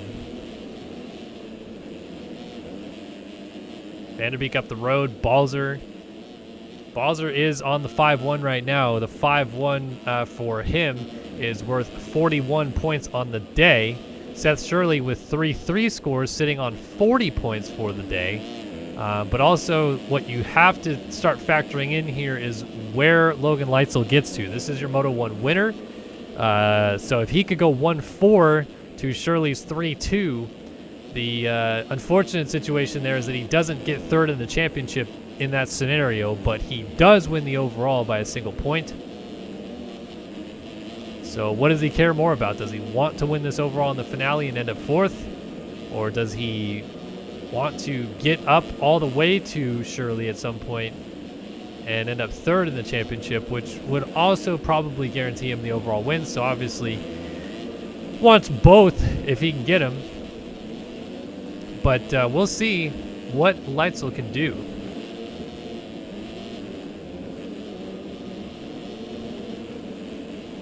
Got to get through Adam Holm and Seth Carr if he wants to even have a shot of trying to run down Seth Shirley, or hope that maybe Shirley makes a mistake. Let's go ahead and give you guys a top 20 rundown while we're at it, huh? We are trying to crown a champion here tonight, but what we could do is crown you guys a winner of some discounts. If you use the code SYS20 at eatrjerky.com, you can save 20% off your order. You can also save 20% from this crash that Balzer just had in the first corner. He's losing 20% of his knobbies, and he's going to lose 20% of that lead as well if Vanderbeek takes it over.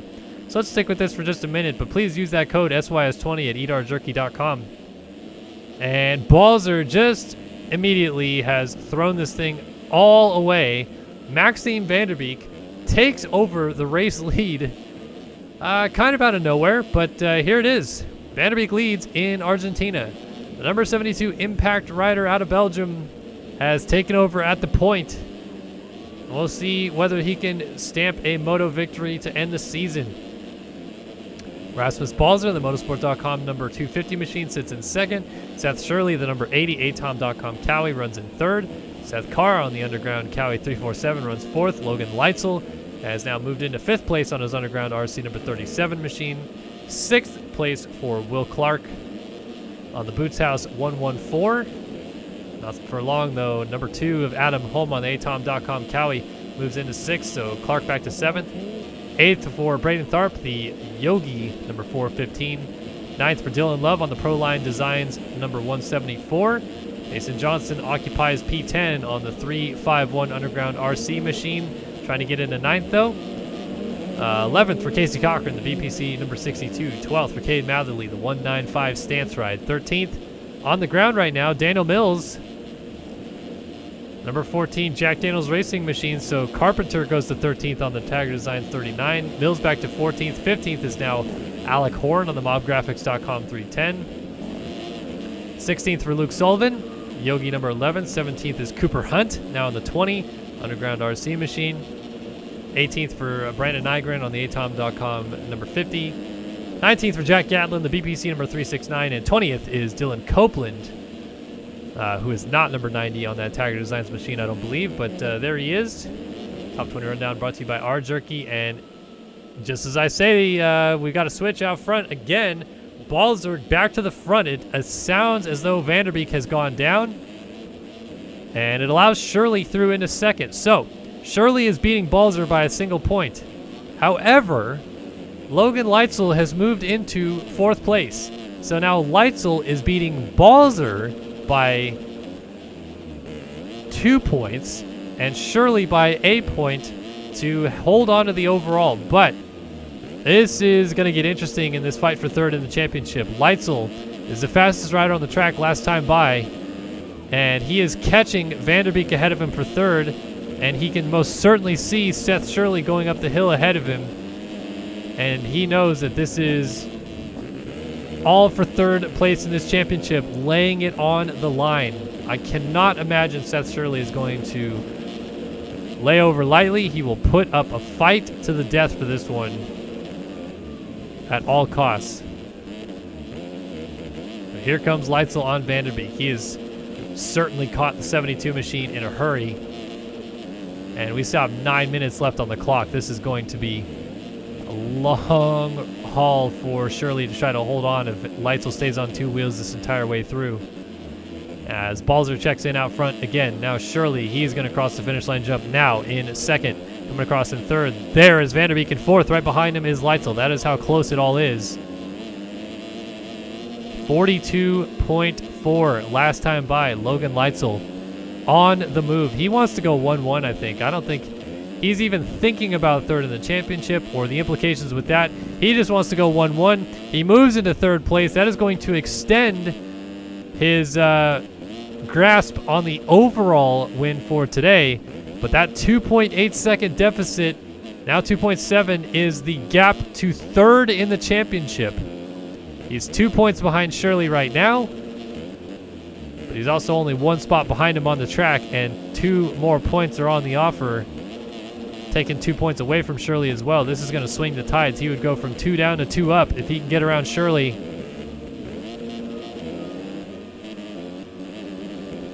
That gap is still coming down now. Hovering around the 2 second mark. Shirley is got to be sweating bullets here. Watching the time tick away and knowing that he just simply pace-wise is not doing what Leitzel's doing. Leitzel is definitely riding some qualifying laps out here. He's putting the hammer down. So if you're Shirley, there's 2 strategies here you could run with, I feel. You could either play it safe, put the laps you've been putting down this entire time, and hope Leitzel has another legs-off crash. At which point, I feel like Shirley would have enough of a gap to hold on to 2nd if he doesn't crash as well. Or do you try to pick up your pace? Do you ride over your head and hope that maybe Leitzel crashes as well, and then you can slow it back down? Or maybe you just end up on Leitzel's pace and can keep him behind you. Either way, whatever decision he is going to make, he has to make it quickly because Leitzel is there. Very little in it now between the 2. They're going around the 16 of Gerst right there. And you can see just landing off that table up the road there is Shirley. And Leitzel is closing. Oh my goodness, there's almost nothing in it. Leitzel is going to waste little time. He's going to shoot to the outside, and it turns out to who gets the better drive through the wave section here. Leitzel, oh, he almost launched off the track, and that cost him potentially a chance at making the pass. Wait a minute. Balzer slipped behind these guys. Shirley has gone to the lead. Seth Shirley has taken over the race lead. Balzer's back through into 2nd. Leitzel loses 2nd place, and Balzer slides out. So Balzer loses 2nd again. Leitzel back through. Shirley is leading here in Argentina. Wow. This is coming to blows a little bit. A 3-1 for Shirley, a 1-2 for Leitzel. Leitzel still gets the overall as mentioned, but it's a little bit dicier now, it seems. And if Balzer can get in there and get between Shirley and Leitzel, then Shirley wins the overall. Shirley's trying a different line to this outside. Leitzel's been using this far outside. Shirley launches to the bottom. Leitzel takes the lead. I have no idea why Shirley switches lineup right there. That has proven to be the slower option all night long. And Logan Leitzel goes to the front. 5 minutes and 2 laps left on the clock. Third place on the championship up for grabs. Does Seth Shirley have a single response here? Or is he just going to hope against hope that Leitzel has another mistake in him? Man, that was so weird. I thought Shirley had something figured out that we didn't. But the exit of the corner there, 3 corners before the finish line jump, if you go to the outside, is awful. There's a huge launch jump that you have to hit. And you're in the air forever. So it's just pointless, really. He got to go inside to out there to defend. And Leitzel took full advantage of that. So Leitzel to the lead. Shirley still right there in second. Leitzel just had a little mistake. He didn't actually go down, but cost him a little bit of time. And Balzer still pushing Shirley as well.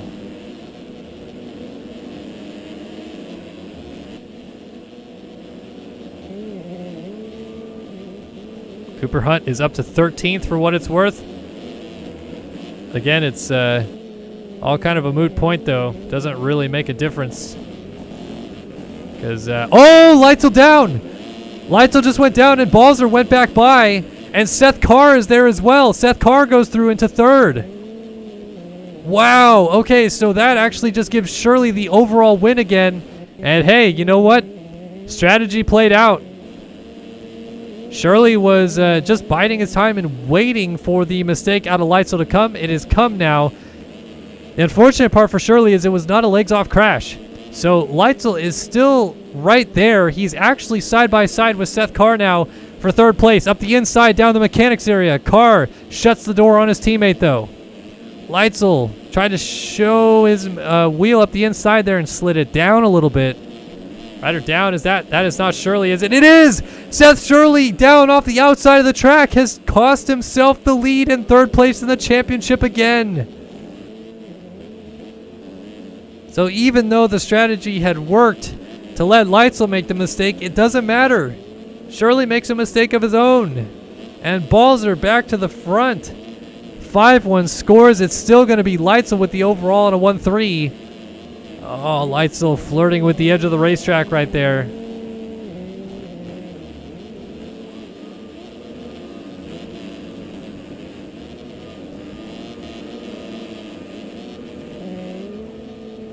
Over the big tabletop they go. And Leitzel trying to close back up onto Seth Carr. Shirley is regrouping here and just trying to settle back into a pace.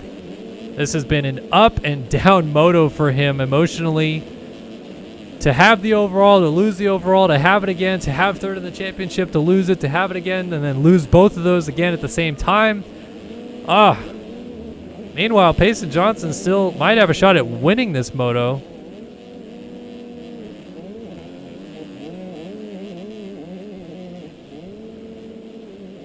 He is right there behind Vanderbeek.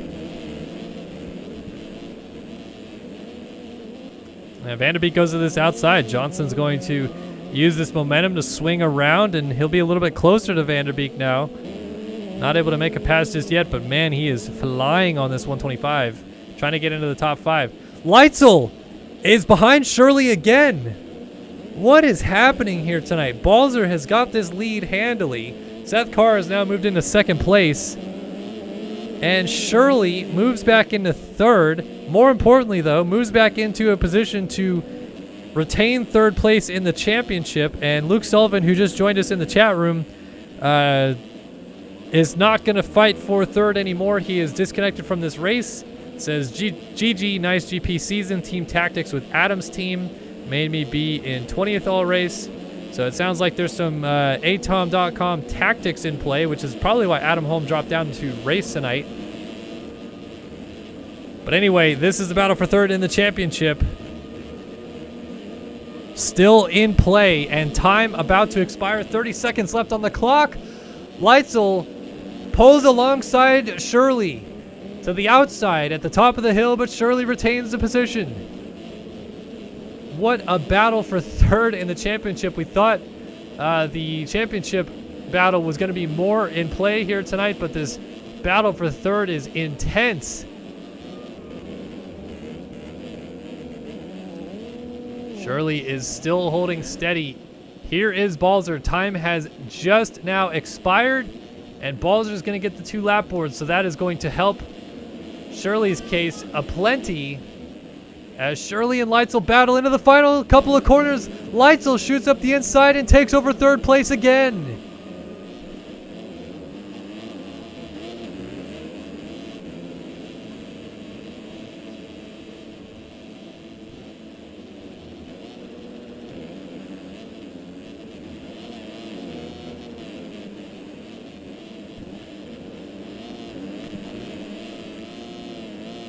Leitzel is still there just in front of Shirley. Oh man, can Shirley fight back again? This is insane with 2 laps to go. Balzer leading, Carr second, Leitzel third, in a position to win the overall. Shirley in fourth. Wants to get Leitzel back. Leitzel with a fourth would still win the overall, amazingly enough, but he would lose third in the championship, and that he would just love to win both of those flips of the coin. Starting to get away from Shirley just a little bit, but the mistakes have been what have cost him to this point. The small tip overs, the just little mistakes. He hasn't really had a big fall off crash, I don't think, that I can remember. He has just slid out or something a few too many times, and he's still pushing. Oh, they've got around Seth Carr. Seth Carr has dropped back to fourth. As Balzer leads, Leitzel now into second place, Shirley into third. I mean, you have to commend Seth Shirley here for a guy who has had an up and down season. He is doing just about everything that he possibly can right now to try to hold on to a third place in this championship, but it's just not working out, and now he has got 4 seconds to make up on Leitzel with a lap to go in this championship.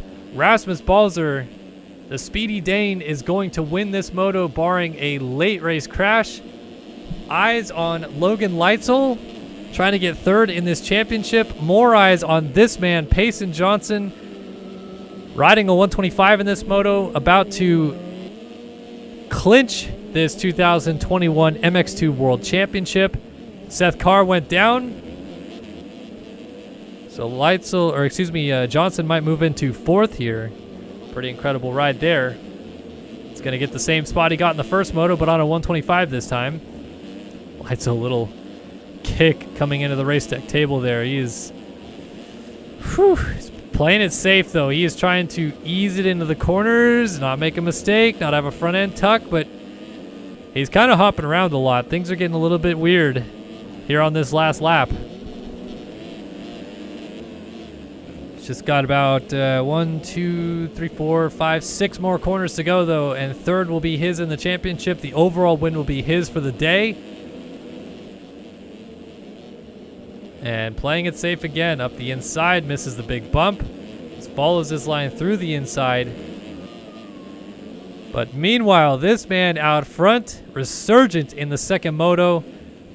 Down a couple times, thought he had given it all away, but he fights back to get it done. Rasmus Balzer wins MX2 Race 2 in Argentina. But the overall winner on the day and moving to third in the championship is Logan Leitzel, as he goes 1-2 here in Argentina to win the Grand Prix. Seth Shirley falls 4 seconds short of third in the championship. But your 2021 MX2 World Champion is Payson Johnson, as he ends up fourth in the moto. Fourth, I believe, overall on the day, or perhaps third. I think it's fourth, actually. But Cooper Hunt, it just didn't work out when he really needed it to here today. He is trying to fight his way into ninth. He never gave up, to his credit. And, gets together with Matherly to go down. That is just the story of his day. He has always been on the wrong side of little crashes. And he's also going to lose a couple more spots. Around the outside goes D-Mills. So in the end, Cooper Hunt, a frustrating moto, is going to result in a P12 finish. But it will be second in the championship for him, so at least that's the positive takeaway from this fantastic season he has put together. Dylan Love, 14th. Jack Haley will end up 15th. Jack Gatland will be 16th. Braden Tharp right behind him, pushing the pace into the final corner, ends up 17th. Nygren, 18th, and K-Carp, P19. Copeland was the first rider a lap down in 20th. And it looks like overall it should be Leitzel with the 1-2 wins it. Let's get cuts. Nothing changed. So Leitzel with the 1-2 wins it. Balzer with the 5-1 ends up second. Shirley with the 3-3 ends up third. But your champion, already gone, already disconnected. This man right here, Payson Johnson, the 2021 MX2 World Champion. Many congratulations as he continues to seek the season. Well, that's it. He has got the season sweep because he already clinched the 250 class championship in pro motocross last week. So forget about trying to seek the season sweep. He's done it. He was your 250 West Supercross champion, your 250 pro motocross champion, and your MX2 world champion. The perfect season, if you will, for Payson Johnson. And fabulous scenes to end it off here in Argentina for him as he finishes 4th on a 125 in his swan song party this season. But we still have one more race to go. Ladies and gentlemen, MXGP Race 2 coming up as back here in studio, Kellen Brower joins you guys. Well, the MX2 class is done. The MX2 championship is done, but the MXGP class still has one more round to go, one more race to go, that is, and they will be complete as well. This is going to be a lot of fun to see what happens in this one. It's a 15-point advantage for Leclerc on Lang, so like we mentioned in that first moto, it's pretty much a disaster needed out of Leclerc for Lang to get this thing done. If Lang does win this race, though, Leclerc needs to finish in 11th or better to win the championship. If he is 12th or worse, then Lang is your champion. Good question. I don't know if Johnson's going to be on a 450 next season or not. I'd like to see him on a 450 personally, but it's his own decision. He hasn't pointed out of Supercross yet. It was his first full year of Supercross this year, and he won the championship, so he has the right to defend it 1 year. And it's impossible to point out of motocross. So I don't know. We'll see, though.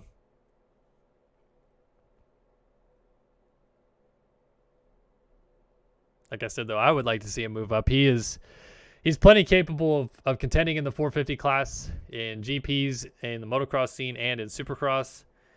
And I just think it's the right move to get up there, battle with those guys, and show what he's made of against the truly best in this game. The MX2 guys are great, no question about it, but I do think you have to give a nod most of the time to what the 450 guys do.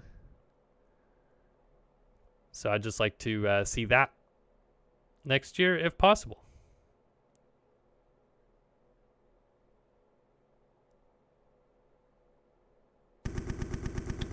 All right, final moto of the year.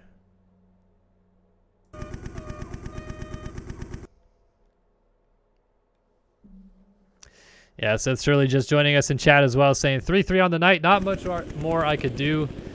Definitely gave it his all. Just didn't quite work out in the end, but certainly a valiant effort nonetheless. Ends up 4th in the standings, 2 points off of Logan Leitzel. As Johnson, your champion, Hunt ends up 2nd in the championship. Leitzel, P3, and Shirley there 4th, with Luke Sullivan rounding out the top 5 in the MX2 standings. And now we're about to decide what happens in the MXGP class here. One final hurrah. This man looking to win back-to-back MXGP World Championships.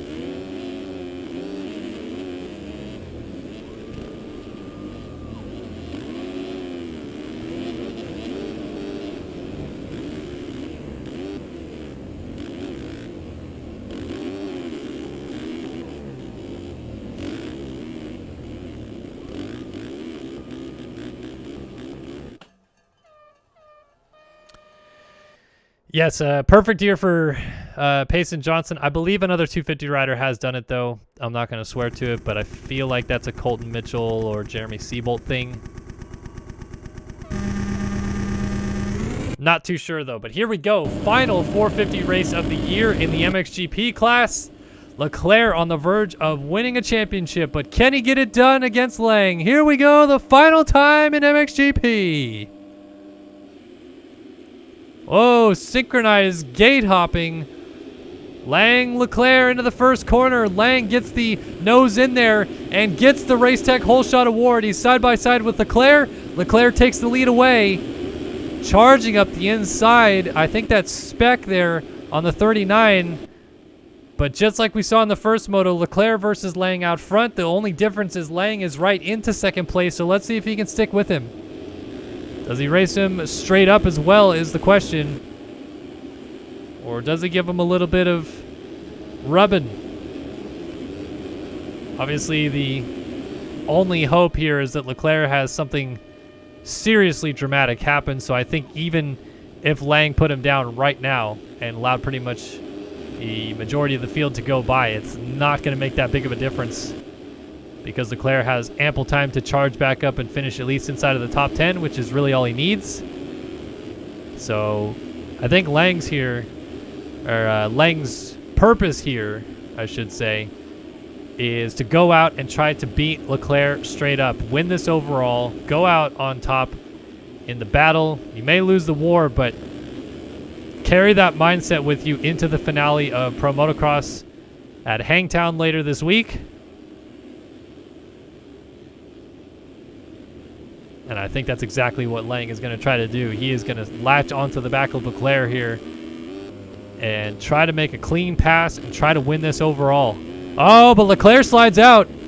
So it doesn't even need to make a clean pass. He's just going to go into the lead. So Lang leads at the end of lap 1.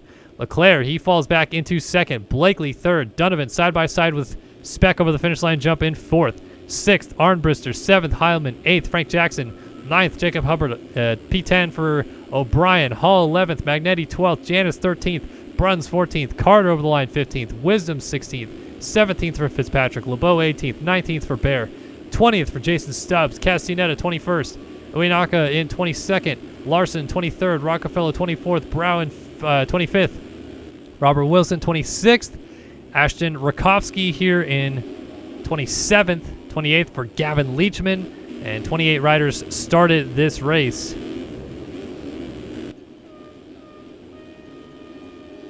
So now, this is going to set up a little bit of a fun one for us, because Leclerc was a little bit faster than Lang most of the first moto, but he didn't have to chase him. He was pulling away from him all the while. So now, having to do the chasing with the carrot dangling in front of him, we might have ourselves quite the battle between these two titans in the 450 class.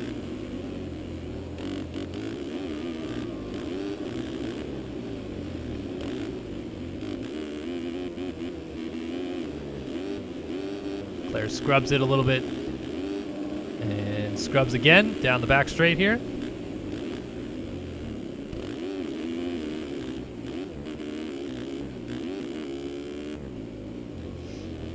Heck, I don't know then. Was it Root in 14? Or did Pekin win that title and then Root won the 450 or the 250 outdoor title? Who else? I don't even know who won in 15. Who was the 250 champions in 15? Seriously, don't even remember.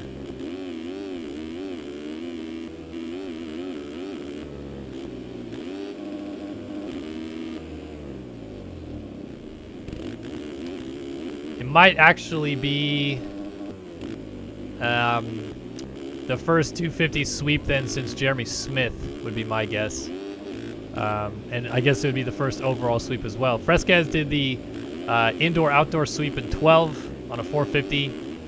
And then Jeremy Smith did the indoor-outdoor sweep in 13 on a 250. He won 250 West and the 250 National Championship. 2015 250 outdoor was Burkeen, and he won the 250 indoor title the year before that in 14, I think. Yeah, Kyle Robb didn't win the outdoor title, though.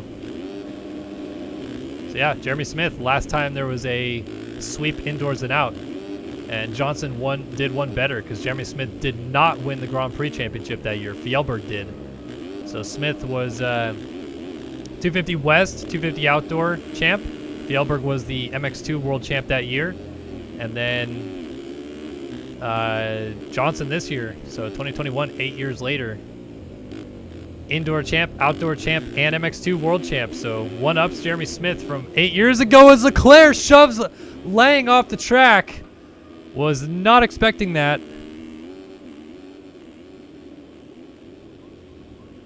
Yes, Alligator, thank you. Jack Haley, also most recent indoor-outdoor sweep, 250 East and 250 outdoor. I forgot about old Mr. Haley. He really figured it out in the 250 class that year.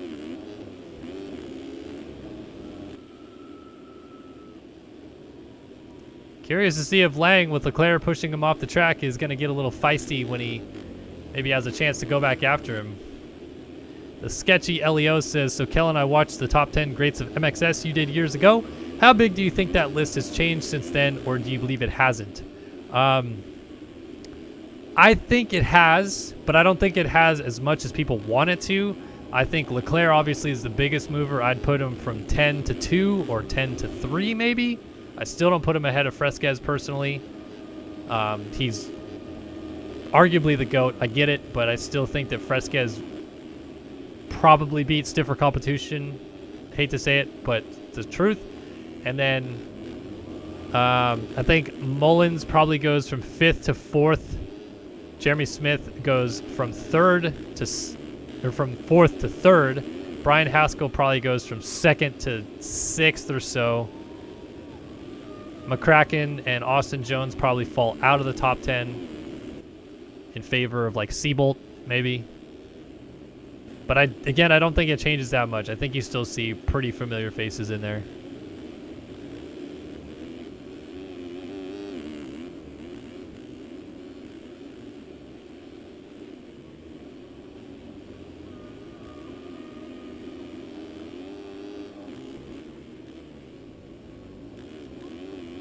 All right, so 23 minutes to go, and we lost Tyler Lang. He's now behind Chase Blakely. So the battle we wanted to see between Leclerc and Lang lasted all but 3 or 4 seconds.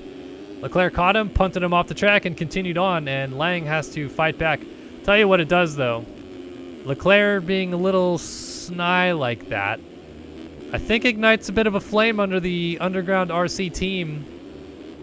And remember, Lang is still within a fighting shot of winning the 450 motocross title this year.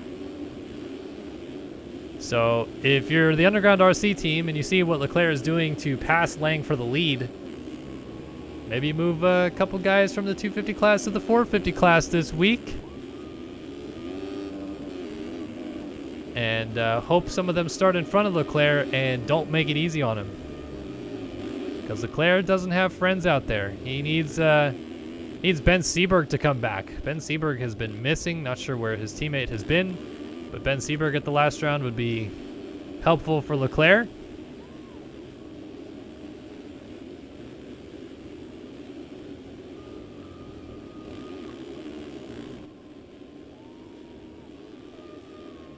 Wait, I'm confused what you're going after then, KR. You said 1 year since winning the first title in that win streak.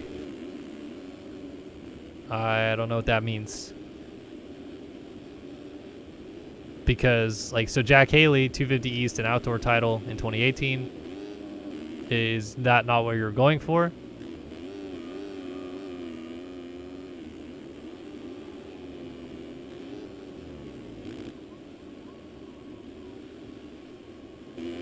I am Confucian. Yes, first person to win SX, MX, and GP 250, correct. I'm trying to think back if there was a GP championship in 2018. I can't imagine Leclerc wouldn't have won it. And he was also your 450 Supercross and Motocross champion that year as well. So he might be the only other person to do GP, SX, and MX in the same year. But I am not going to swear to that. He cannot do that this year. He did not win the Supercross title. But he's about to maybe click his first championship of 2 potential titles off this week. He's in the championship lead here in the MXGP class, and he's the championship leader in the 450 class of Race Factory Gaming Pro Motocross. So might get a couple championships clicked off this week, even though he couldn't get that indoor title in his favor. Blakely, Lang, Hubbard, Janice, Magnetti, Carter, O'Brien, Heilman, Speck, Wisdom, Donovan, Frank Jackson, Neil Fitzpatrick, Caleb Hall, Jeffrey Bruns, Brandon Larson.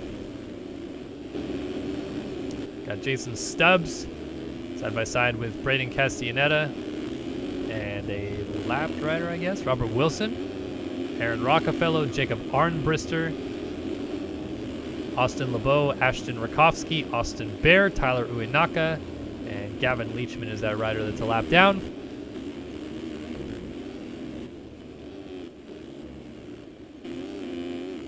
Oh, Lang must have gone down right when we saw that little clip of him going nose heavy over the top of that jump, so he is now behind Hubbard.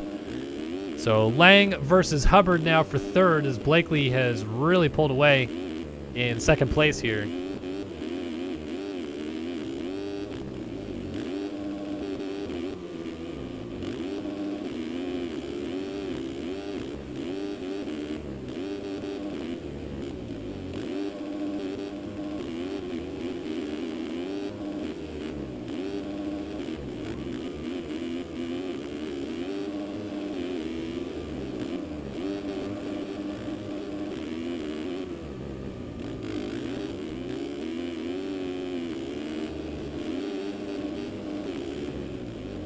He's closing back up on Hubbard, though. Wants to make a run at the 778 if he can. Oh, look at this inside move. Going to triple up there and try to get that inside rut. Beautiful pass. No contact. Just straight good racing. And Lang back into third place. Going to try to chase down Chase Blakely. He's about 8 seconds back of him as Hubbard gets kicked a little sideways. Here's the man who is keeping Leclerc's perfect season at bay. It's Mr. Braden Carter, the Supercross champion. Definitely not the outdoor campaign he wanted, but he's still right here in the mix, right behind Matthias Janis.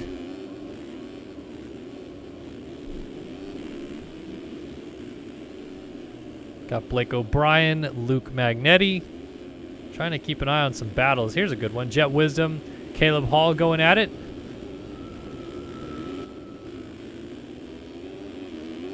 Tossing it over the Race Tech finish line jump. And on the gas hard down past the mechanics area.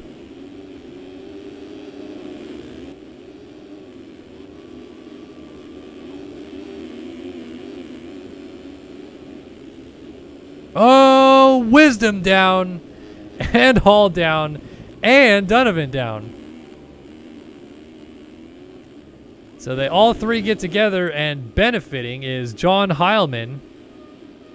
That was quite the interesting turn. So Fitzpatrick, Wisdom, Hall, Larson, Donovan all get up together here. And what was a 2-rider battle is now turned into a 5-rider battle, and they've only lost 1 position, really. Kind of fun how that worked out. So Wisdom, I think, yeah, he just went down, did Fitzpatrick right before the jump there. Then Larson just got kicked sideways. Caleb Hall is down. I think Donovan was down. Everybody's going down. So hard to keep track of you guys. Ride better.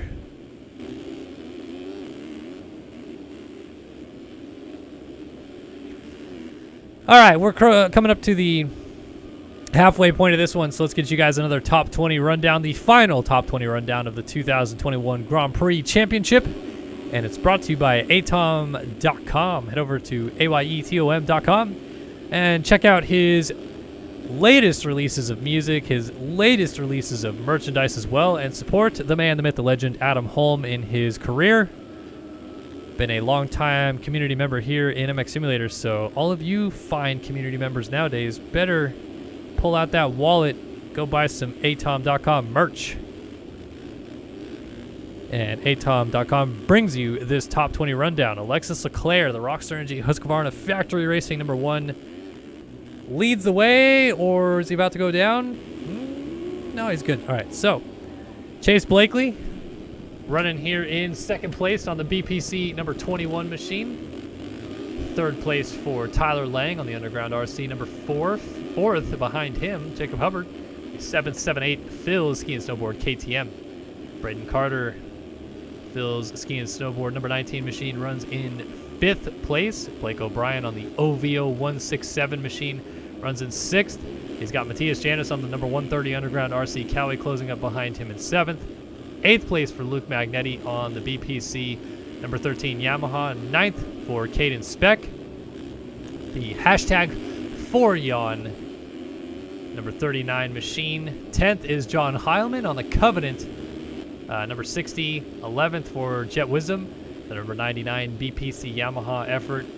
12th, Braden Castaneda on the number 12 Underground RC Cowie. 13th for Brandon Larson on the 245 Stance Honda. What am I at now? 13, 14 for Neil Fitzpatrick on the Proline Designs number 71. 15th, Chase Donovan, the number 73 Proline Designs machine behind his teammate. 16th for Jason Stubbs, hashtag 4JA on the, let's see, what number is old Jason Stubbsy? He is number 599, and he just yard sailed. Back to 17th was Rakowski. It's now Austin Bear on the Yogi Designs number 64. He is going to go to 16th, though. 18th, Ashton Rakowski now on the BC Racing number 924 machine. 19th for Jacob Arnbrister on the Privateer effort, the 138. And 20th is Austin LeBeau on the atom.com Cal. We got a little atom.com meetup back here between teammates. LeBeau and Bruns, they now go to 19th and 20th respectively. Bruns makes the pass, though, goes up to 19th around his teammate. And a fine way to finish this one, as they are atom.com Cowie Riders, and atom.com brought you guys this top 20 rundown. Let's go back to our race leader here, Mr. Alexis Leclerc, as he comes through the corner through these guys.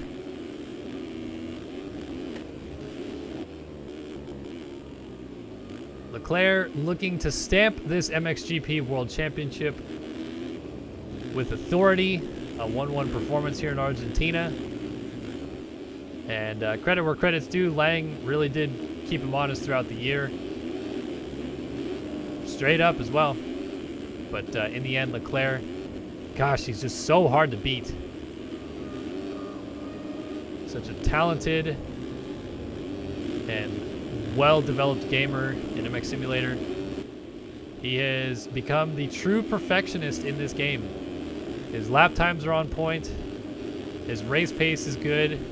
Rarely has many mistakes. And for the better part of the last 4 years in this game has been the man to beat. Even though he hasn't won the Supercross title since 2018, it still feels like he's the favorite coming into every single year. And weirdo things have happened that have prevented him from winning it the last 3 years, but he's still been very good throughout, winning races, challenging at the front, being in contention for the title, but just never quite stamping it again. So it's that weird moniker that you have on his stat sheet. Similar to Fresquez, it's like they're the same person almost.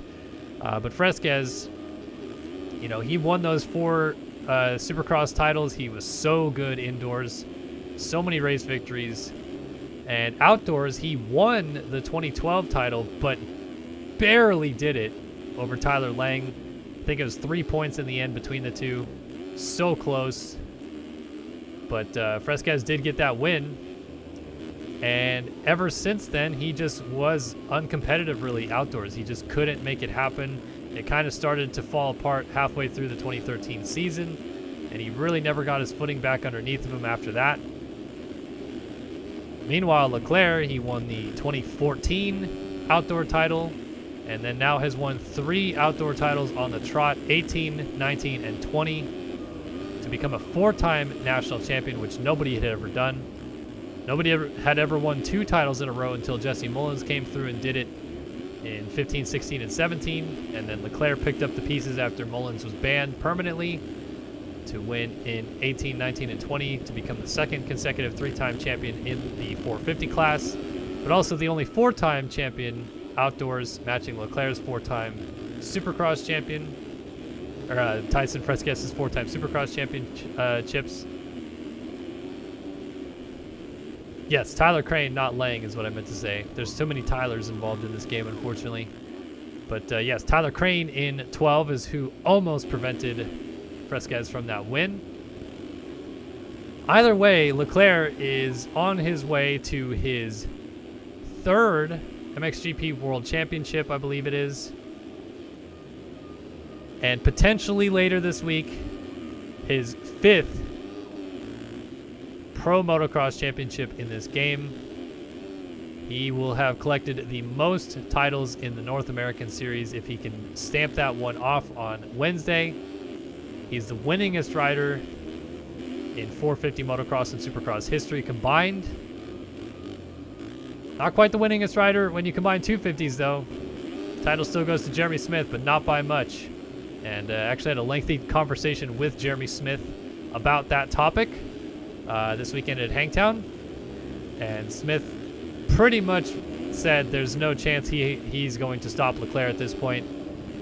He doesn't feel like he can still go out there and win races, while Leclerc is obviously clicking wins off like it's nobody's business.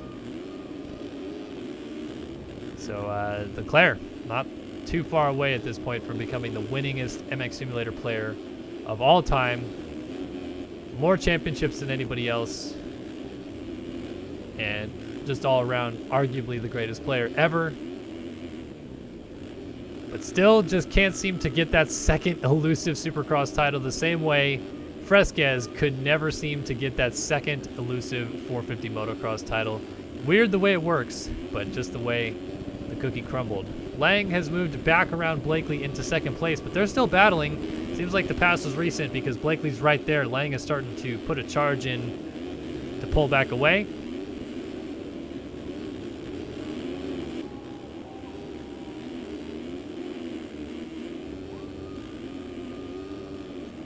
Blakely hopping off that jump there.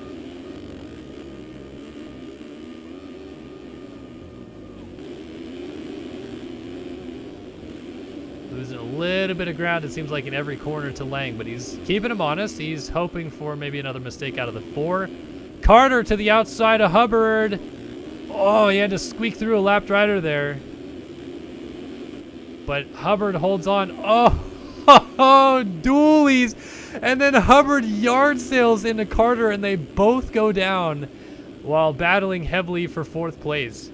Caleb Hall goes by, but he's a lap down. And Hubbard remounts before Janice gets there. Hubbard was backwards on the finish line jump right there. Fun stuff.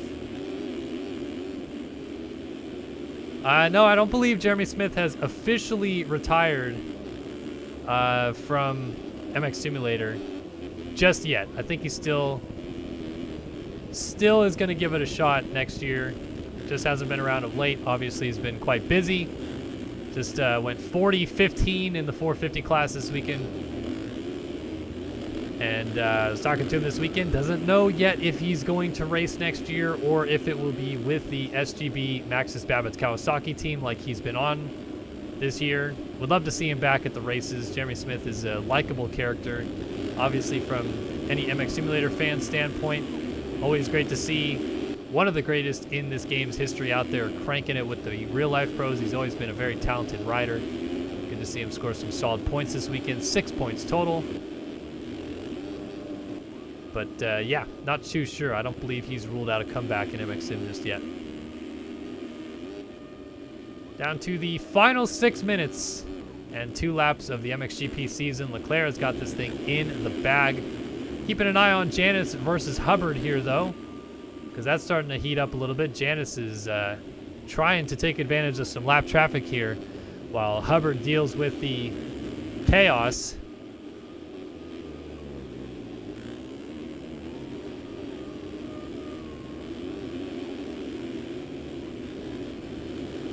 Look at this, Janice. Oh, dualies over the finish line jump.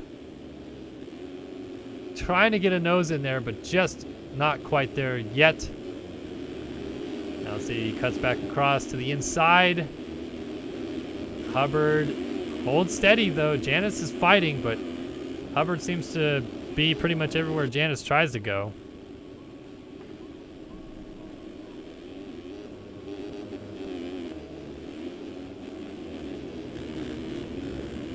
Inside again. No, not quite.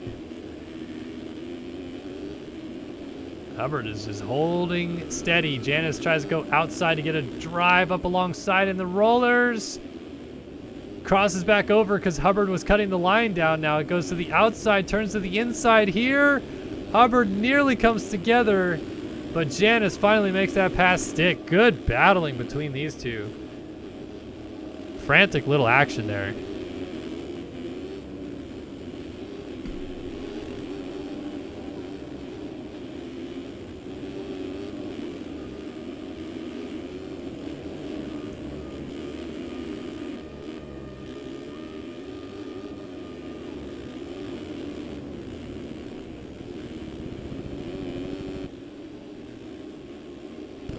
Now we lost Hubbard as well, so he just went down. Carter makes it through.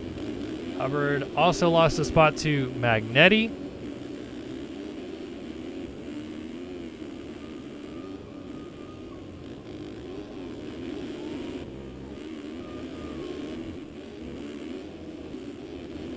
Seems like that battle's maybe stifled a little bit, or has it? Hubbard's trying to fight back. Trying to get back around Luke Magnetti, but then he makes a mistake and almost goes off the inside of the track right there. So now he is left to regroup.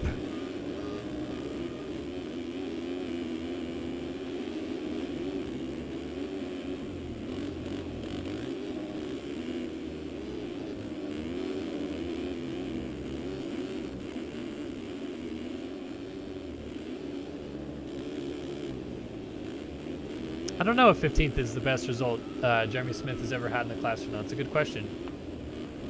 I know that overall he's gotten, I think, a 16th or something before, and he was 19th this weekend.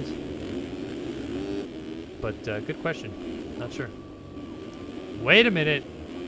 We got a battle for the lead starting to brew a little bit here. Leclerc has Lang within arm's length here a little bit. 40.4 last time by for Lang, 41.5 out of Leclerc. And Leclerc has virtually been on cruise control up until now, so does he realize the gap is coming down at all? Obviously, this means little for championship implications other than that Lang just really wants to win this last race of the year if he can.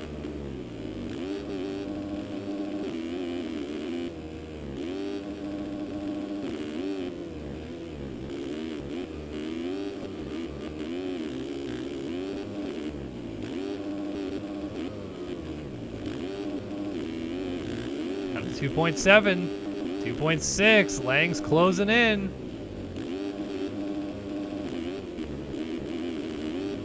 This is going to be a lot of fun and a good way to end this season if they can battle it for the lead as Leclerc went down. Leclerc has tossed away the lead and the race win on top of it. So the spoiler of the party, the celebration, if you will, Tyler Lang in a position to win this Grand Prix suddenly. It's not going to be enough to win this championship, but he's going to keep Leclerc's championship celebrations to simply that, a championship celebration. At least for the time being. Leclerc will now try to go back to work, or will he? He might just settle in a second here.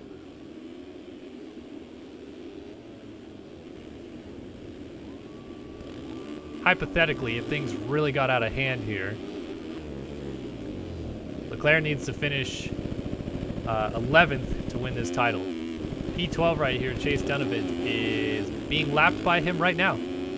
So Leclerc has got this thing pretty sewn up. It's going to take a disaster, as mentioned. Oh, how about this battle? Oh, Carter legs off, hitting the hay bale on the inside, but Hubbard and Magnetti are still going at it. This is for 5th place.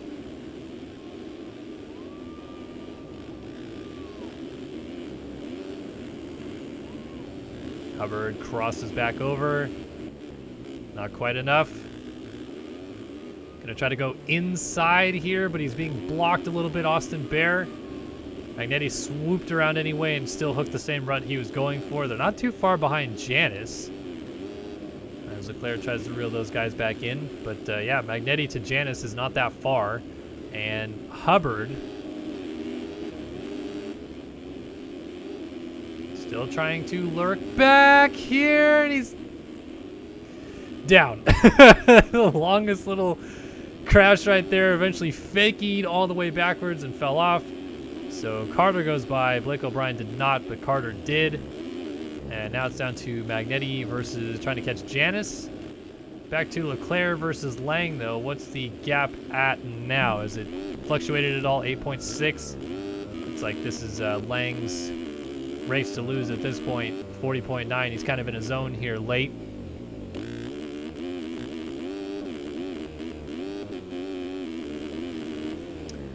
Another 40.5, so just hovering right around his best lap of the race, 8.4 second lead, and that was the 2-lap board.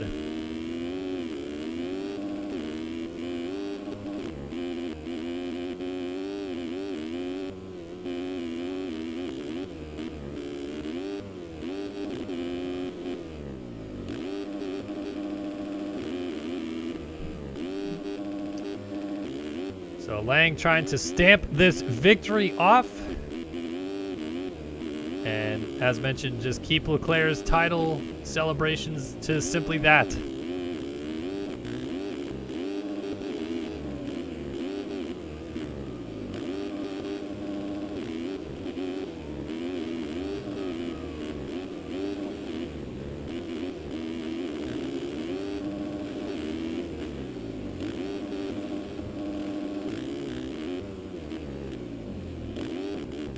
Got a lap and a half to go. Leclerc is reeling him in a little bit. 7 seconds down, but he just cased that table very hard. 40.8 last time by.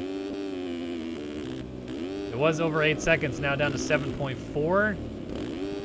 Too little too late, though, it seems, unless Lang makes a mistake.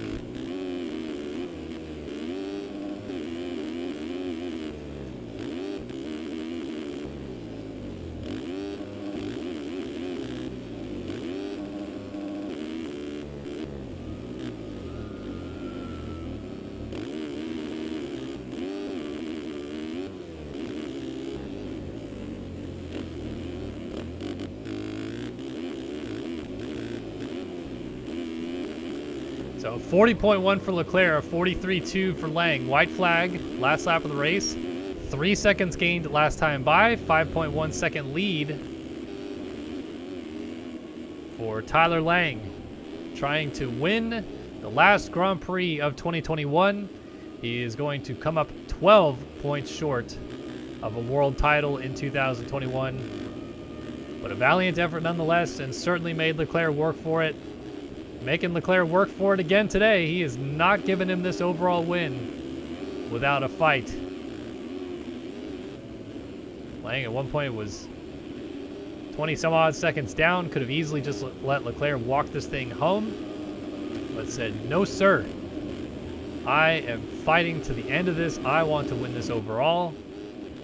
And found his way back around Leclerc after a couple mistakes out of the Frenchman.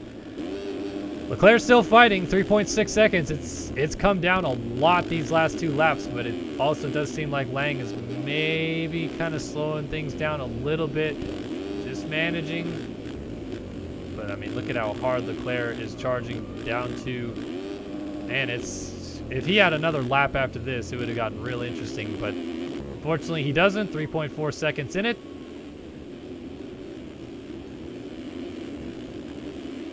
Here we go. 2 corners left. Tyler Lang fought hard all year long. He is going to come up a little bit short, but he'll win the battle today. Tyler Lang wins the Grand Prix in Argentina, but Alexis Leclerc wins the 2021 MXGP World Championship in MX Simulator.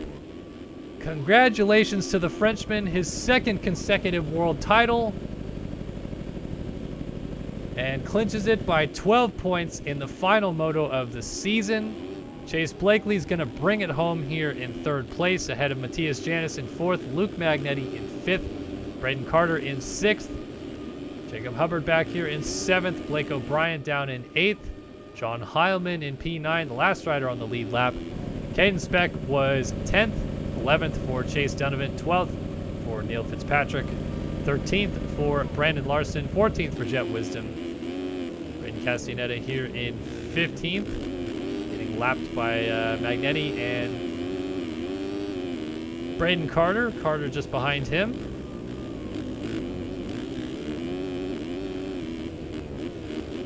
Into the finish line, Magnetti crosses 5th, Castaneda crosses 15th, Carter crosses in 6th. Different runs coming to the line here in 16th, being tailed by Jacob Hubbard. Oh, Hubbard, and is that Blakely into the final corner? Who gets it? No, it's just Hubbard not battling for position. Robert Wilson was 17th behind these guys. Austin Bear gonna pick up P18 in this one. 19th for Caleb Hall. And 20th for Rakowski, as O'Brien crosses in 8th. Arnbrister missing out, Austin LeBeau. And we're still waiting on one rider who is on the lead lap. It is John Heilman.